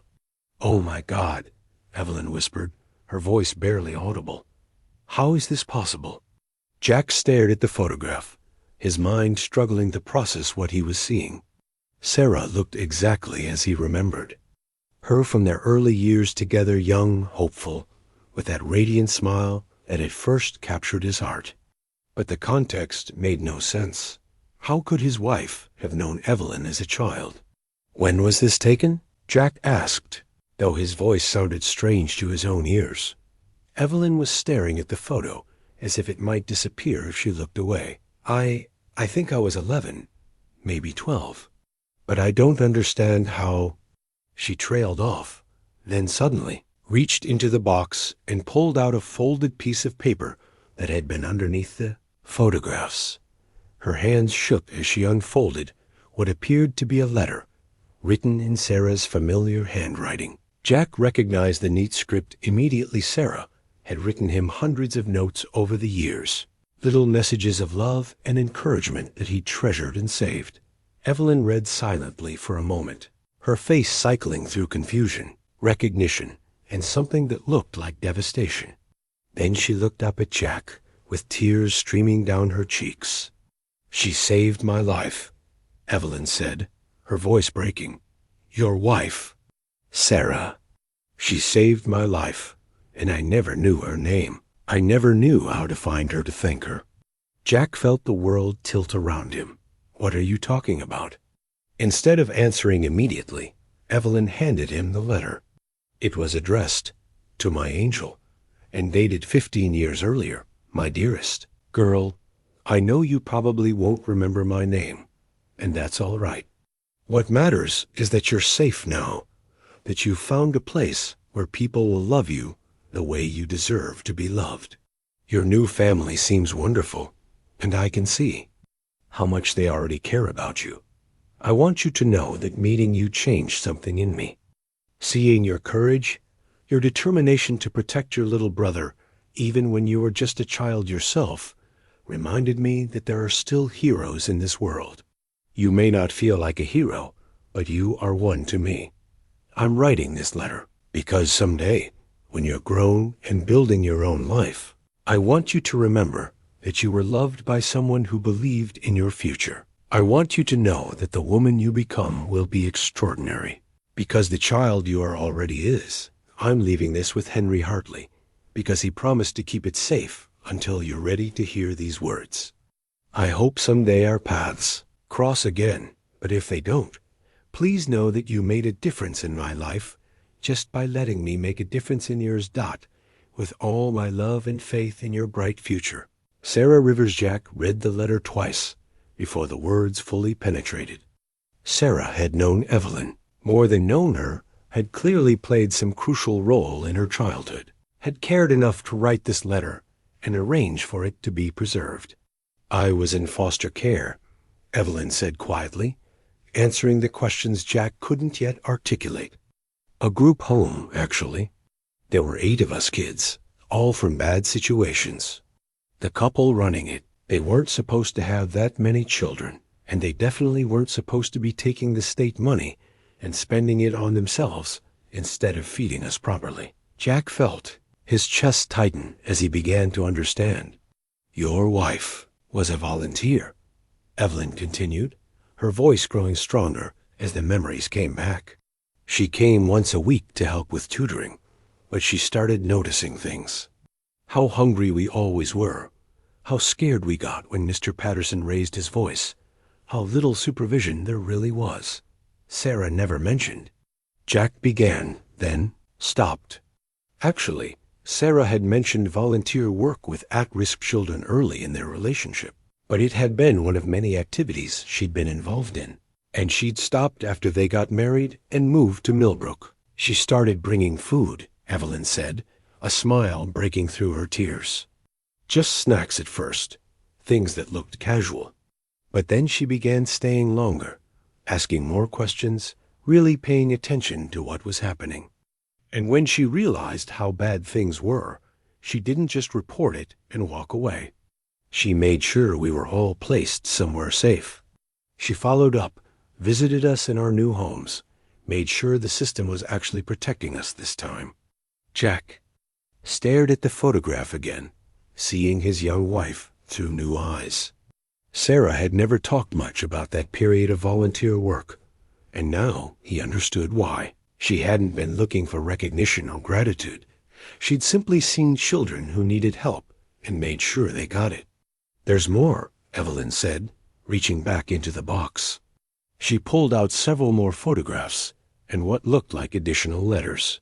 "Look at this." The next photo showed Sarah with a group of children, including the young Evelyn, at what looked like a picnic or outdoor celebration. Sarah was laughing, surrounded by kids who were clearly comfortable with her, and Jack could see the joy in her face that always appeared when she was helping others. But it was the letter underneath that made Jack's breath catch. This one was addressed to Henry Hartley and was clearly from Sarah, explaining her connection to Evelyn and asking him to watch over her.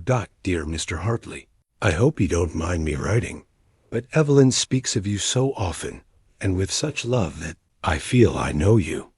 She's told me about your farm, about the summer she spends with you, and it's clear that you're giving her something precious, a sense of home and family that she's never had before. Wanted you to know how extraordinary your granddaughter is. She's been through things no child should endure, but instead of becoming bitter or angry, she's become one of the most compassionate people I've ever met. She has a gift for seeing the best in people, for making others feel valued and heard. Also wanted to share my conviction that Evelyn will do important work in this world.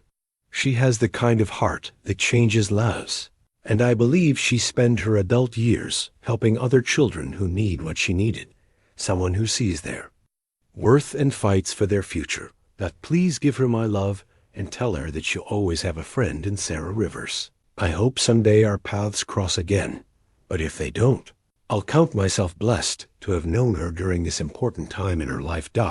With admiration and gratitude." Sarah Rivers. Jack looked up to find Evelyn watching him with an expression of overwhelming emotion.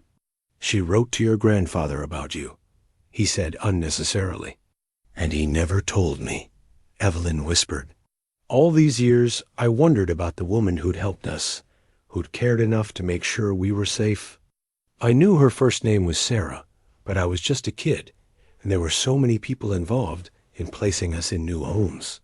I never knew her last name, never knew how to find her. That's why you came back here," Jack realized.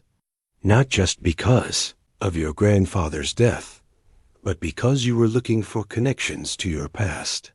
I found some of her letters in my grandfather's papers after he died," Evelyn confirmed. "Letters about me, about how I was doing in school, about my plans for college. He'd been updating her on my life for years, even after she got married and moved away. When I realized the connection, I had to come here. I had to see the place where someone had cared enough about a foster kid to stay in touch with her grandfather." Jack felt tears in his own eyes as the full picture became clear. "She would have been so proud of you. The work you did in Chicago, protecting children the way she protected you, she would have seen it as her legacy." "I wanted to find her," Evelyn said, her voice breaking again. I wanted to thank her, to tell her that she was right about my future, that I did spend my life helping kids because of what she taught me about believing in people's worth. And instead you found me, Jack said quietly. Instead I found you. Evelyn agreed, and there was wonder in her voice. The man she loved, the family she built, the life she created after she saved mine. They sat in silence for several minutes, both overwhelmed by the implications of this discovery.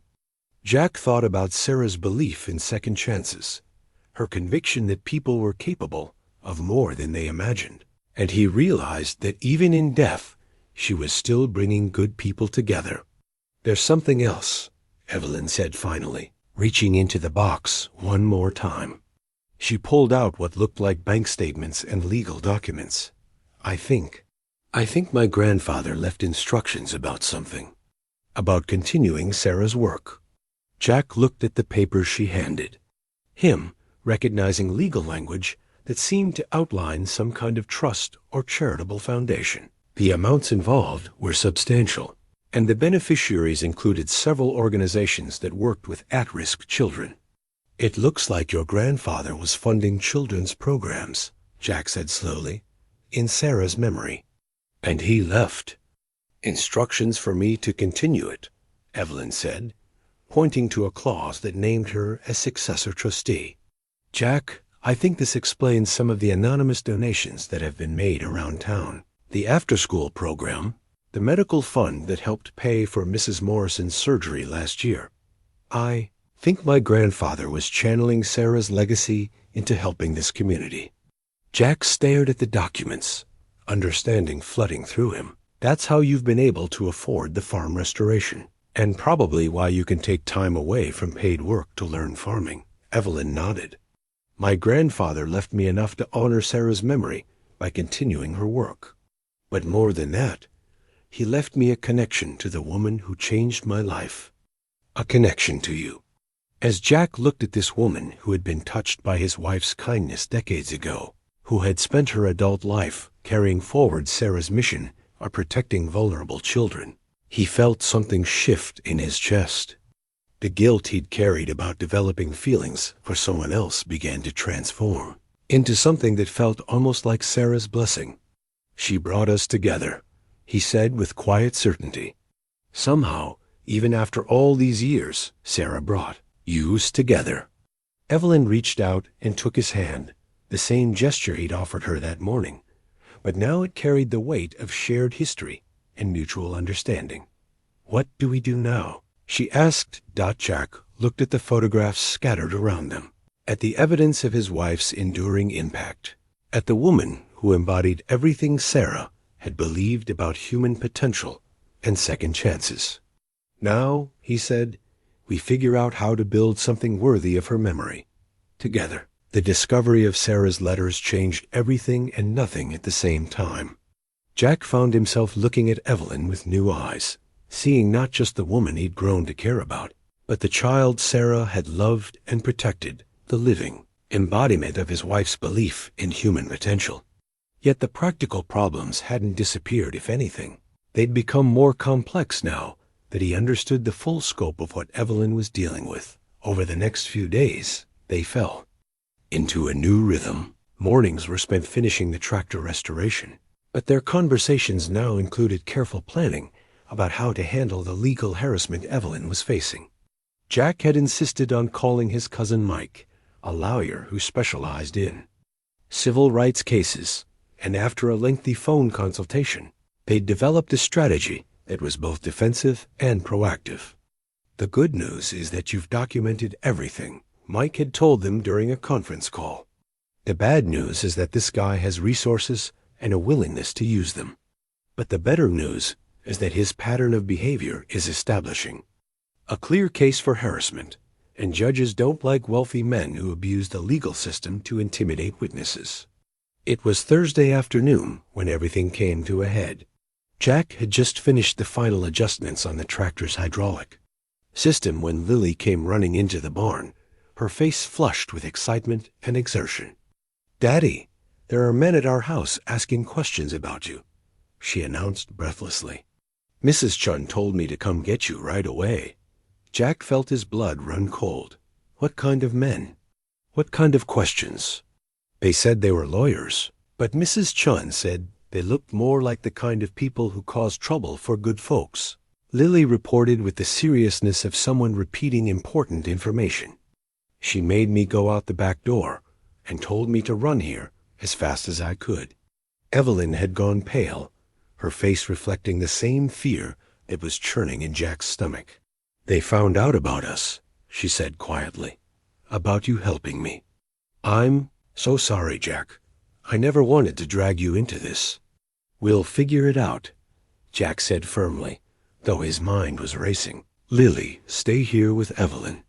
I need to go see what's happening. No, Evelyn said quickly. We all go together. I won't hide while they harass your family because of me. The drive back to town was tense, with Lily picking up on the adults' anxiety and asking questions they couldn't fully answer. Jack tried to explain that sometimes people disagreed about important things and used lawyers to try to solve their problems. But he could see that Lily sensed there was more to the story. They found Mrs. Chun waiting on Jack's front step, her usually cheerful demeanor replaced by the kind of steely determination that had helped her survive 40 years in a country where she'd started with nothing but hope and fierce loyalty to the people she cared about. They left 15 minutes ago, she reported without preamble. 2 men in expensive suits asking questions about your relationship with Miss Hartley, whether you'd been seen at her property, whether Lily had been there too. Her voice grew harder. I told them they could ask all the questions they wanted, but I wasn't required to answer, and neither was anyone else in this town.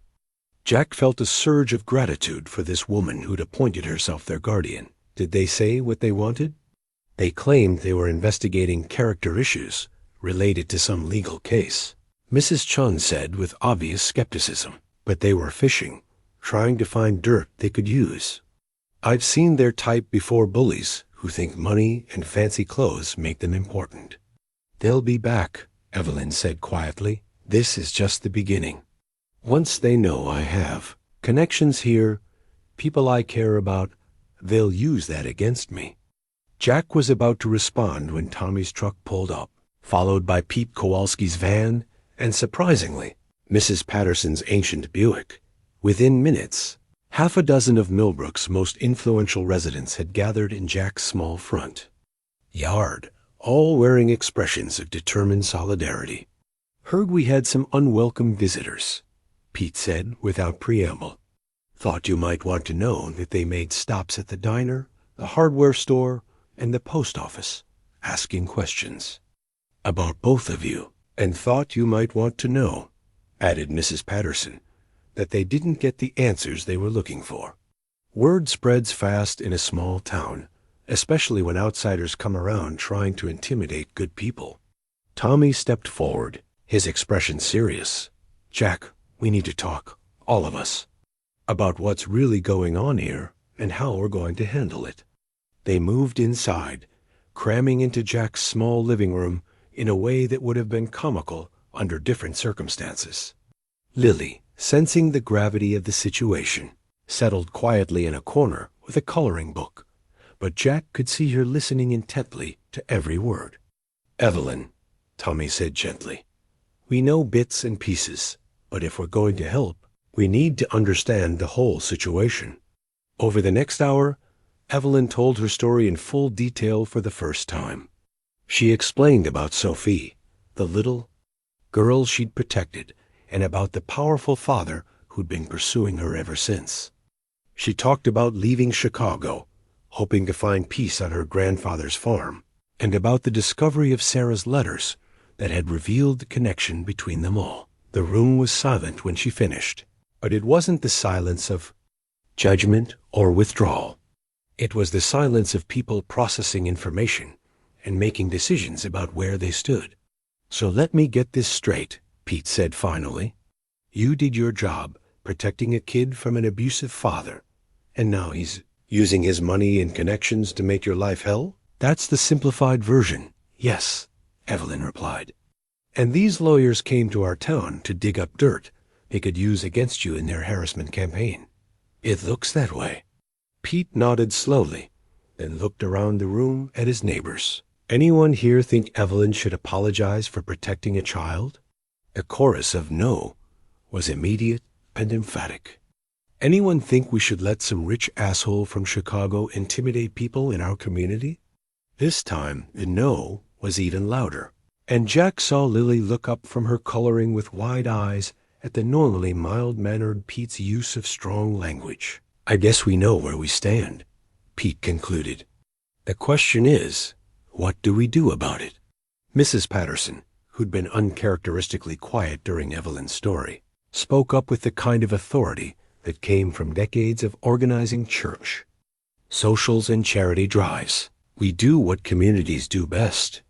We close ranks, we share information, and we make it very clear that Evelyn Hartley is under our protection. That's all well and good, Tommy said, but we need to be smart about this. These aren't the kind of people who give up just because a small town tells them to go away.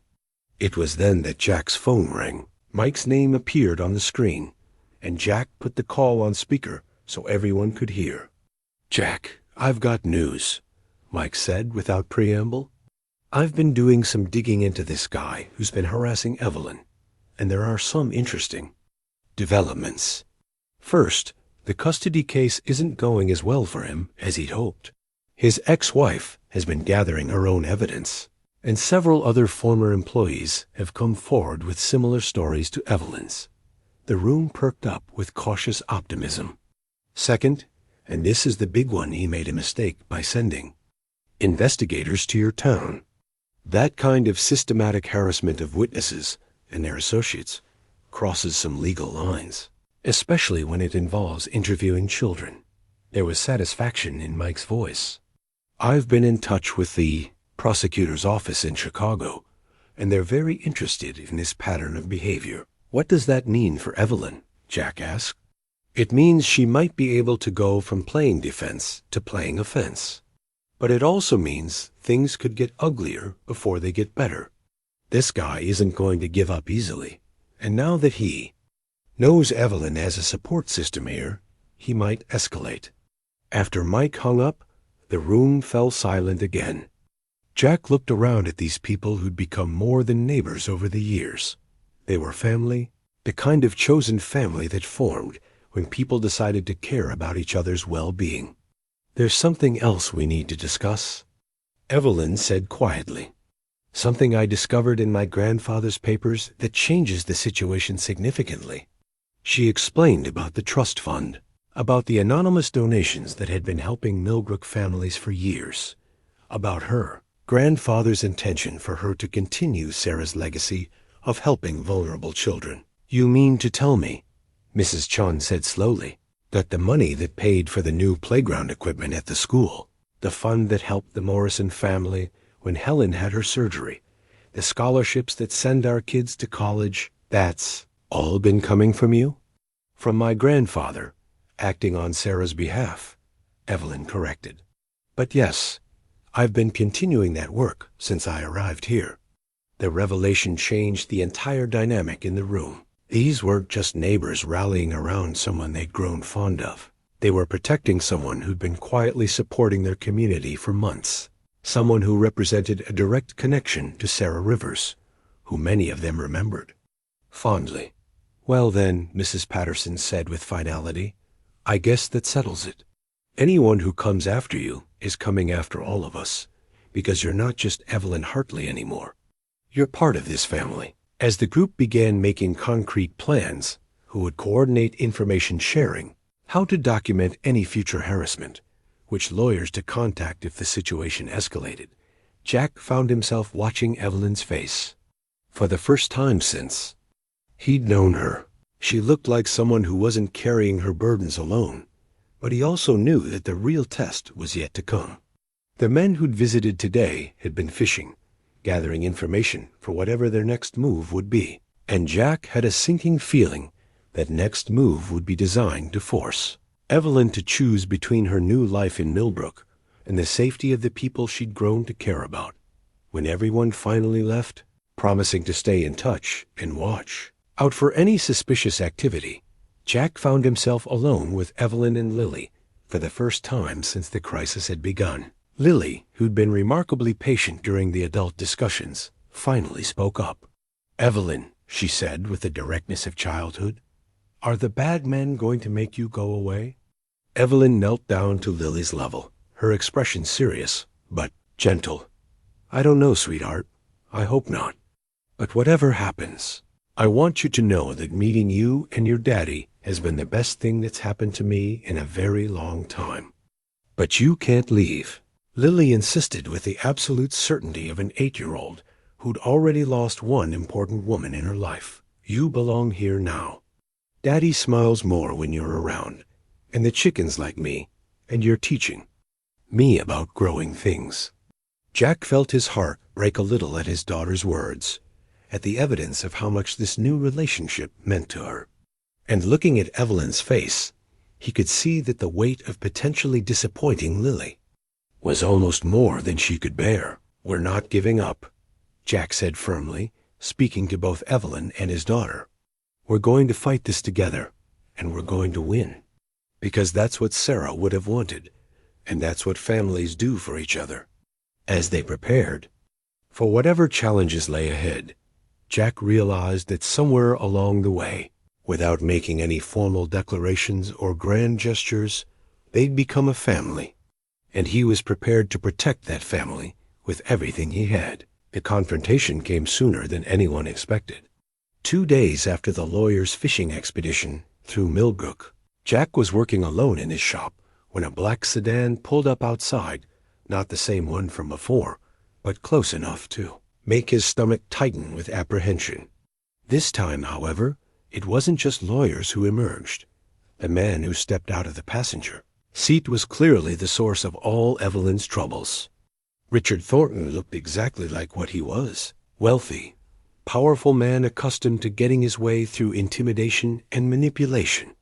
Tall, expensively dressed, with the kind of cold confidence that came from never having faced real consequences for his actions. Jack wiped his hands on a rag and stepped outside, positioning himself between the visitors and the entrance to his shop. "Can I help you, gentlemen?"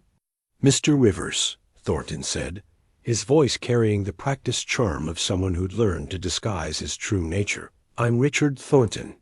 I believe you know Miss Evelyn Hartley." "I know Evelyn, yes." Jack kept his voice neutral, professional. "Are you looking for automotive service?" Thornton's smile didn't reach his eyes. "Actually, I was hoping we could have a conversation about Miss Hartley. I understand you've become close to her recently." "I'm restoring a tractor for her, if that's what you mean." "Oh, I think we both know it's more than that." Thornton's tone grew harder. "You see, Mr. Rivers, Miss Hartley has been spreading malicious lies about me for over a year now. False accusations that have damaged my reputation and threatened my relationship with my daughter." Jack felt his temper begin to rise, but kept it carefully controlled. "I wouldn't know anything about that." "Wouldn't you?"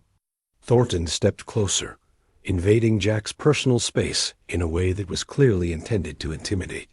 "Because from what I understand, she's been quite forthcoming with you about her version of events, painting herself as some kind of hero, protecting innocent children. What Evelyn and I discuss is none of your business. Actually, it becomes my business when she continues to interfere with my legal rights as a father." Thornton's mask was beginning to slip, revealing the angry, controlling man underneath. "And it becomes your business when your association with her starts affecting your own family."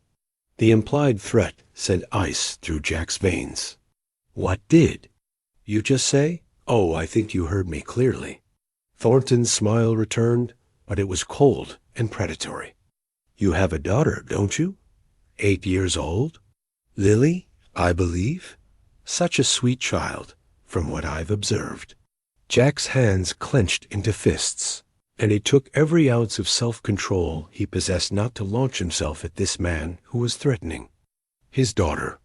"If you go anywhere near my child—" Now, Mr. Rivers, I'm not threatening anyone. I'm simply pointing out that your association with Miss Hartley puts you and your family in an uncomfortable position. She's a troubled woman with a history of making false accusations. Not the kind of person a single father should be exposing his daughter to. Get off my property, Jack said quietly, but his voice carried a level of menace that made even Thornton take a step back. Now, I will, of course. But first, let me make you an offer. Thornton reached into his jacket and pulled out what looked like a legal document. This is a restraining order, already signed by a judge in Chicago. All I need to do is file it, and Miss Hartley will be legally required to stay away from you and your daughter. No more cozy dinners at the farm. No more involving children in her drama. Jack looked at the document, recognizing it as exactly the kind of legal manipulation that had been tormenting Evelyn for months. On what grounds? Harassment, of course. Involving innocent parties in her campaign of false accusations against me. A responsible judge would agree that a single father and his child shouldn't be exposed to such influences. Thornton's voice grew silky with false reasonableness. Unless, of course, you were to convince Miss Hartley that it would be in everyone's best interest for her to recant her testimony and disappear quietly. Then this document becomes unnecessary. The trap was elegant in its simplicity. Either Jack convinced Evelyn to abandon the fight, or Thornton would use the legal system to force them apart anyway, while painting Jack as someone who couldn't protect his own daughter from inappropriate influences. You bastard, Jack said softly. I'm a father protecting his child, just as you should be protecting yours. Thornton tucked the document back into his jacket. You have 48 hours to convince Miss Hartley to see reason. After that, I file the restraining order and expand my investigation into the influence she's had on your daughter. Foster care has been known to remove children from homes where the parents show poor judgment about appropriate associates. The casual mention of foster care hit Jack like a physical blow. This man knew exactly where to strike to cause maximum damage, exactly how to threaten the thing that mattered most without quite crossing the line into actionable legal territory. You're insane if you think. I think I'm a man who's learned to use every tool at his disposal to protect what matters to him, Thornton interrupted. Just as you should be. Think carefully, Mr. Rivers. Is your relationship with Miss Hartley worth risking your daughter's well-being? After Thornton and his lawyer drove away, Jack stood in his empty shop parking lot, shaking with rage and fear in equal measure. The man had done exactly what Evelyn had been afraid of. He'd found the pressure point that could force her to choose between her new life and the safety of people she cared about. Jack's first instinct was to call the police, but he knew that Thornton had been careful to stay just within legal boundaries. Everything he'd said could be interpreted as a father expressing legitimate concerns about influences on a child. The fact that those concerns were manufactured and malicious wouldn't matter if Thornton could convince a judge that Evelyn represented some kind of threat. His second instinct was to call Mike, his lawyer cousin. But he already knew what Mike would say, that this was exactly the kind of escalation they'd been expecting, and that fighting it would require resources and time they might not have. His third instinct was to drive straight to the farm and warn Evelyn, but that would only confirm Thornton's narrative about their relationship and give him more ammunition for his legal maneuvering. Instead, Jack did something that surprised him. He sat down on the steps of his shop and tried to think like Sarah would have thought. What would his wife have done when faced with someone who used their power to hurt vulnerable people? Sarah had never backed down from bullies, but she'd also never let anger drive her decisions. She'd been strategic, patient, always looking for ways to turn an aggressor's strength against them not. And suddenly, Jack knew what he had to do. Thornton had made a crucial mistake in coming here personally, in revealing the depth of his obsession with Evelyn, in showing his willingness to threaten children to get what he wanted. He'd given them exactly what they needed to prove that this wasn't about protecting his daughter. It was about punishing the woman who'd stood up to him, Jack pulled out his phone and called Mike. "I need you to file some papers immediately," he said, "and I need you to contact that prosecutor in Chicago." Because Richard Thornton just made the biggest mistake of his legal career. As he waited for Mike to call back with instructions, Jack found himself thinking about the restored tractor sitting in Evelyn's barn, about the simple friendship bracelet she still wore on her wrist, about the way Lily's face lit up when she talked about the chickens. Thornton thought he could use fear to tear apart what they'd built together. He was about to learn that some things were worth fighting for, no matter the cost. The next 24 hours passed in a blur of phone calls, legal consultations, and careful coordination with law enforcement. Mike had been right about Thornton making a crucial error by coming to Millbrook personally and making explicit threats. He'd crossed the line from civil harassment into criminal intimidation. The prosecutor in Chicago was very interested in adding witness intimidation charges to the growing case against him. But the real breakthrough came from an unexpected source. Mrs. Patterson, in her capacity as unofficial town historian and coordinator of social events, had done something that proved more valuable than any legal maneuvering she'd organized the women of Millbrook into an information-gathering network that would have impressed professional investigators. "You need to see this," she announced, arriving at Jack's shop with a manila folder thick with documents. Helen Morrison remembered serving coffee to those lawyers when they stopped at the diner, and she happened to overhear their phone conversation with someone in Chicago. Jack opened the folder to find detailed notes about the conversation, including references to expanding the investigation to include the child and leveraging parental fitness concerns. But more damaging were the copies of financial records that Pete Kowalski had somehow obtained, showing payments from Thornton to a private investigation firm specializing in reputation management and witness discouragement. How did Pete get these? Jack asked, though he wasn't sure he wanted to know the answer. Pete's nephew works in IT for a company that does business with some questionable firms, Mrs. Patterson replied, with the satisfied air of someone who'd helped orchestrate a successful operation. Amazing what people leave on unsecured networks these days. The evidence painted a clear picture of systematic harassment that went far beyond legitimate legal advocacy.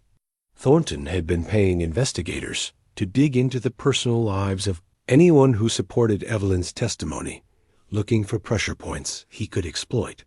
The file included background checks on Jack, Lily, and even Mrs. Chun, along with strategic recommendations for neutralizing support networks. Armed with this evidence, Mike was able to accelerate the legal process in ways that caught Thornton's team completely off guard. By Wednesday afternoon, it was Thornton who was facing restraining orders and criminal charges, while Evelyn was finally free to tell her story without fear of retaliation. The turning point came during a conference call with prosecutors from both Illinois and Iowa who had coordinated their efforts in a way that trapped Thornton between multiple jurisdictions. Jack, Evelyn, and Mike participated from Jack's shop, with Tommy and Mrs. Patterson present as witnesses to the harassment campaign. "Mr. Thornton," the lead prosecutor's voice was crisp with professional satisfaction, "you're facing charges of witness intimidation, harassment, and using interstate commerce to threaten federal witnesses. Your pattern of behavior over the past year has been extensively documented, and your recent activities in Iowa have provided us with exactly the evidence we needed to pursue criminal charges." Jack could hear Thornton's lawyer trying to interrupt, but the prosecutor continued relentlessly. "Furthermore, the custody case in Chicago has been reopened with new evidence about your attempts to intimidate witnesses and manipulate the legal system. The judge has expressed grave concerns about your fitness as a parent, given your willingness to involve innocent children in your harassment campaigns." There was a long silence before Thornton himself spoke, his voice stripped of its earlier confidence. "What do you want?" "Full cessation of all contact with Miss Hartley and her associates. Withdrawal of all pending civil actions against her.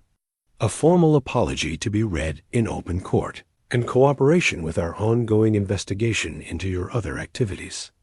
And if I refuse, then you'll face trial on federal charges that carry significant prison time, and you'll lose all parental rights when the family court learns about your behavior.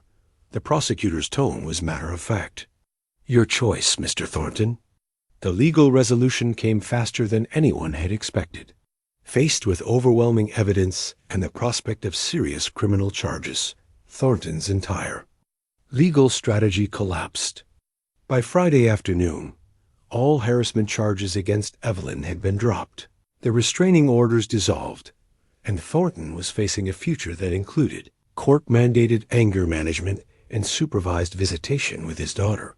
But the real resolution came that evening when Jack and Lily arrived at the farm for what had become their traditional Friday dinner.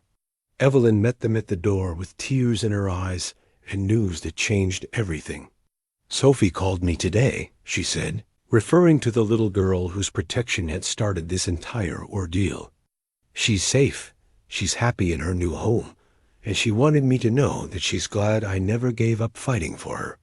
Jack pulled Evelyn into his arms, feeling the tension that had been building for weeks finally begin to drain away. Over her shoulder, he could see Lily already heading toward the chicken coop, completely comfortable in this space that had become a second home. So what happens now? Evelyn asked, her voice muffled against his shoulder. Now we live, Jack said simply. We finish restoring the farm. We figure out how to honor Sarah's legacy together, and we build the life we want without looking over our shoulders. Evelyn pulled back to look at him, and Jack saw something in her eyes that hadn't been there before. Peace. The careful guardedness was gone, replaced by the kind of open hope that came from knowing you were finally safe to be yourself. I love you, she said quietly, the first time either of them had spoken the words that had been growing between them for weeks.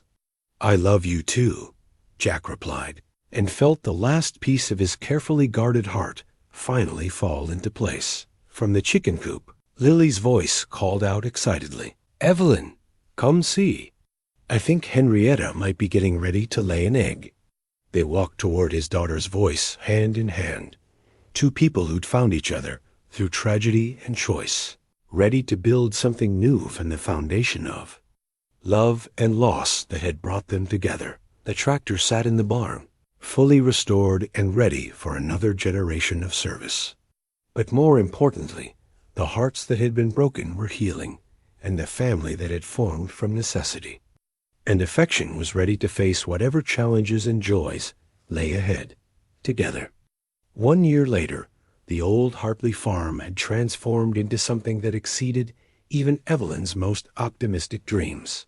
The vintage John Deere hummed contentedly in the fields, its green paint gleaming in the autumn sunshine as it helped bring in the harvest from gardens that had been carefully planned and lovingly tended. But the real transformation was in the people who now called this place home. Jack stood in the doorway of the barn he'd converted into an expanded repair shop. Watching his wife, the word still sent a warm thrill through him 6 months after their quiet wedding as she supervised Lily and 3 other children in the careful process of collecting eggs from the chicken coop. The children were participants in the weekend program they'd established, bringing at-risk kids from surrounding counties to experience farm life and learn about growing things, both in gardens and in themselves. Gently, Marcus, Evelyn was saying, to a 10-year-old boy who'd arrived 3 months ago, with a chip on his shoulder and a conviction that no adult could be trusted. Henrietta gets nervous if you move too fast. She needs to know you respect her space. Jack smiled, recognizing the lesson that went far beyond egg collection. Evelyn had a gift for teaching children about boundaries and trust through everyday farm activities, helping them understand concepts that no amount of traditional counseling had been able to reach. Dad, look, Lily called out, her voice bright with pride as she carefully cradled an egg in her hands. This is from Henrietta, and I think it's the biggest one she's ever laid. At 9 years old, Lily had become the farm's unofficial ambassador, helping newcomers learn the routines and expectations while maintaining her own sense of wonder about the daily miracles of rural life. The responsibility had been good for her, giving her confidence and purpose while honoring her natural empathy and leadership skills. The weekend program was just one aspect of the Sarah Rivers Foundation that they'd officially established earlier that year. Using the trust fund Evelyn's grandfather had created, along with donations from supporters who'd learned about their mission, they'd been able to expand beyond direct child services to include family support, educational scholarships, and community development projects that addressed root causes of childhood trauma. Mr. Jack Marcus came running over, his initial wariness replaced by the kind of enthusiasm that came from finding adults who actually listened to children's concerns. Evelyn says you might teach me about fixing engines when I'm old enough. Is that true? It's definitely true, Jack confirmed, noting the boy's genuine interest. But first, you need to master the basics: how to use tools safely, how to read mechanical problems, how to be patient when things don't work the way you expect them to. I can be patient, Marcus insisted with the fervor of someone who'd recently learned the value of that particular virtue. I waited 3 whole weeks for Henrietta to trust me enough to let me feed her by hand. That's excellent preparation for mechanical work, Jack said seriously. Engines need the same kind of respect and patience as chickens do. As the afternoon wound down and the weekend participants prepared to return to their various homes and their homes placements, Jack found himself reflecting on the journey that had brought them to this point. The legal battles with Thornton had been resolved months ago, but the real victory had been subtler and more lasting. The gradual rebuilding of trust and hope in people who'd learned to expect disappointment. Tommy arrived as they were finishing the evening chores, bringing news that the town council had officially approved their proposal to establish a permanent youth center in the building that had formerly housed Henderson's garage. The symbolism wasn't lost on Jack transforming a place associated with exploitation and dishonesty into a center for supporting vulnerable children felt like the kind of justice Sarah would have appreciated. They voted unanimously, Tommy reported with satisfaction. Even old Mr. Henderson voted in favor, though I think that had more to do with property values than community spirit. Whatever the motivation, it's a good result, Evelyn said pragmatically. We'll be able to serve 3 times as many families once we have dedicated space in town. After Tommy left and the children were settled in the farmhouse for their movie night tradition, Jack and Evelyn walked out to the small garden they'd created in Sarah's memory. They'd chosen the spot carefully visible from the kitchen window where Sarah would have been able to watch things grow, close enough to the house to be tended daily, designed to bloom in a succession of seasons that would provide color and beauty throughout the year. The memorial stone they'd placed at the garden's center was simple, granite engraved with Sarah's name and dates, along with a phrase that captured her essential philosophy. She believed in second chances and helped others believe in themselves. I got a letter from Sophie today, Evelyn said quietly, settling onto the bench Jack had built beside the garden. She's doing well in her new home, making good grades, looking forward to starting high school next year. Does she know about us? About what we're doing here? I've been sending her updates with pictures of the farm and the children we work with. She says it makes her happy to know that her story helped create something good. Evelyn leaned against Jack's shoulder, comfortable in the way that came from shared purpose and deep affection. She wants to study social work in college, maybe come work with us someday. Jack felt the familiar warmth that came from witnessing the ripple effects of kindness across time. Sarah's compassion toward a frightened foster child had led to Evelyn's career protecting vulnerable children, which had led to their meeting and the creation of programs that would help hundreds of other children in need. It was the kind of legacy that multiplied itself with each life it touched. I have something for you, Evelyn said, reaching into her jacket pocket and pulling out a small wrapped package. It's not quite our anniversary, but I couldn't wait. Jack opened the gift carefully, finding inside a simple silver frame containing 2 photographs side by side. One was the original picture they'd found in the tractor young Evelyn with Sarah, both smiling with the joy of connection and possibility. The other was new Jack, Evelyn, and Lily standing in front of the restored farmhouse, surrounded by the children from their weekend program, all of them looking directly at the camera with expressions of contentment and hope, past and present. Evelyn explained softly, "The connection that brought us together and the family we've built from it." Jack studied the photographs, seeing the continuity between them, the same essential warmth and optimism that had characterized Sarah's approach to helping others, now reflected in the faces of people who were carrying that mission forward. "She would be proud," he said simply, and meant it completely. "I think she'd be especially proud of Lily," Evelyn replied, watching through the window as his daughter helped Marcus learn to play chess, her patience and encouragement echoing the lessons she'd learned from 2 mothers who taught her the importance of caring for others. "She's becoming exactly the kind of person Sarah hoped she would be." As they sat in the gathering dusk, watching lights come on in windows that framed scenes of children feeling safe and valued, Jack felt the deep satisfaction that came from a life lived in harmony with its deepest values. The farm was thriving. The foundation was making a real difference in children's lives, and the family they created was built on a foundation strong enough to weather whatever challenges lay ahead. But perhaps most importantly, he'd learned that love didn't have to be a choice between honoring the past and embracing the future. Sometimes, when you were very lucky, you could find ways to do both, to carry forward the best of what had been while building something new and beautiful from the pieces of your experience. The stars were beginning to appear overhead as they finally headed inside, ready to join Lily and the other children for the quiet evening routines that had become the rhythm of their shared life. Tomorrow would bring new challenges and new opportunities to make a difference in the lives of children who needed what they had learned to offer. Tonight, though, was simply perfect as it was a moment of gratitude and contentment in a life that had found its way back to hope through the unexpected grace of love, legacy, and second chances.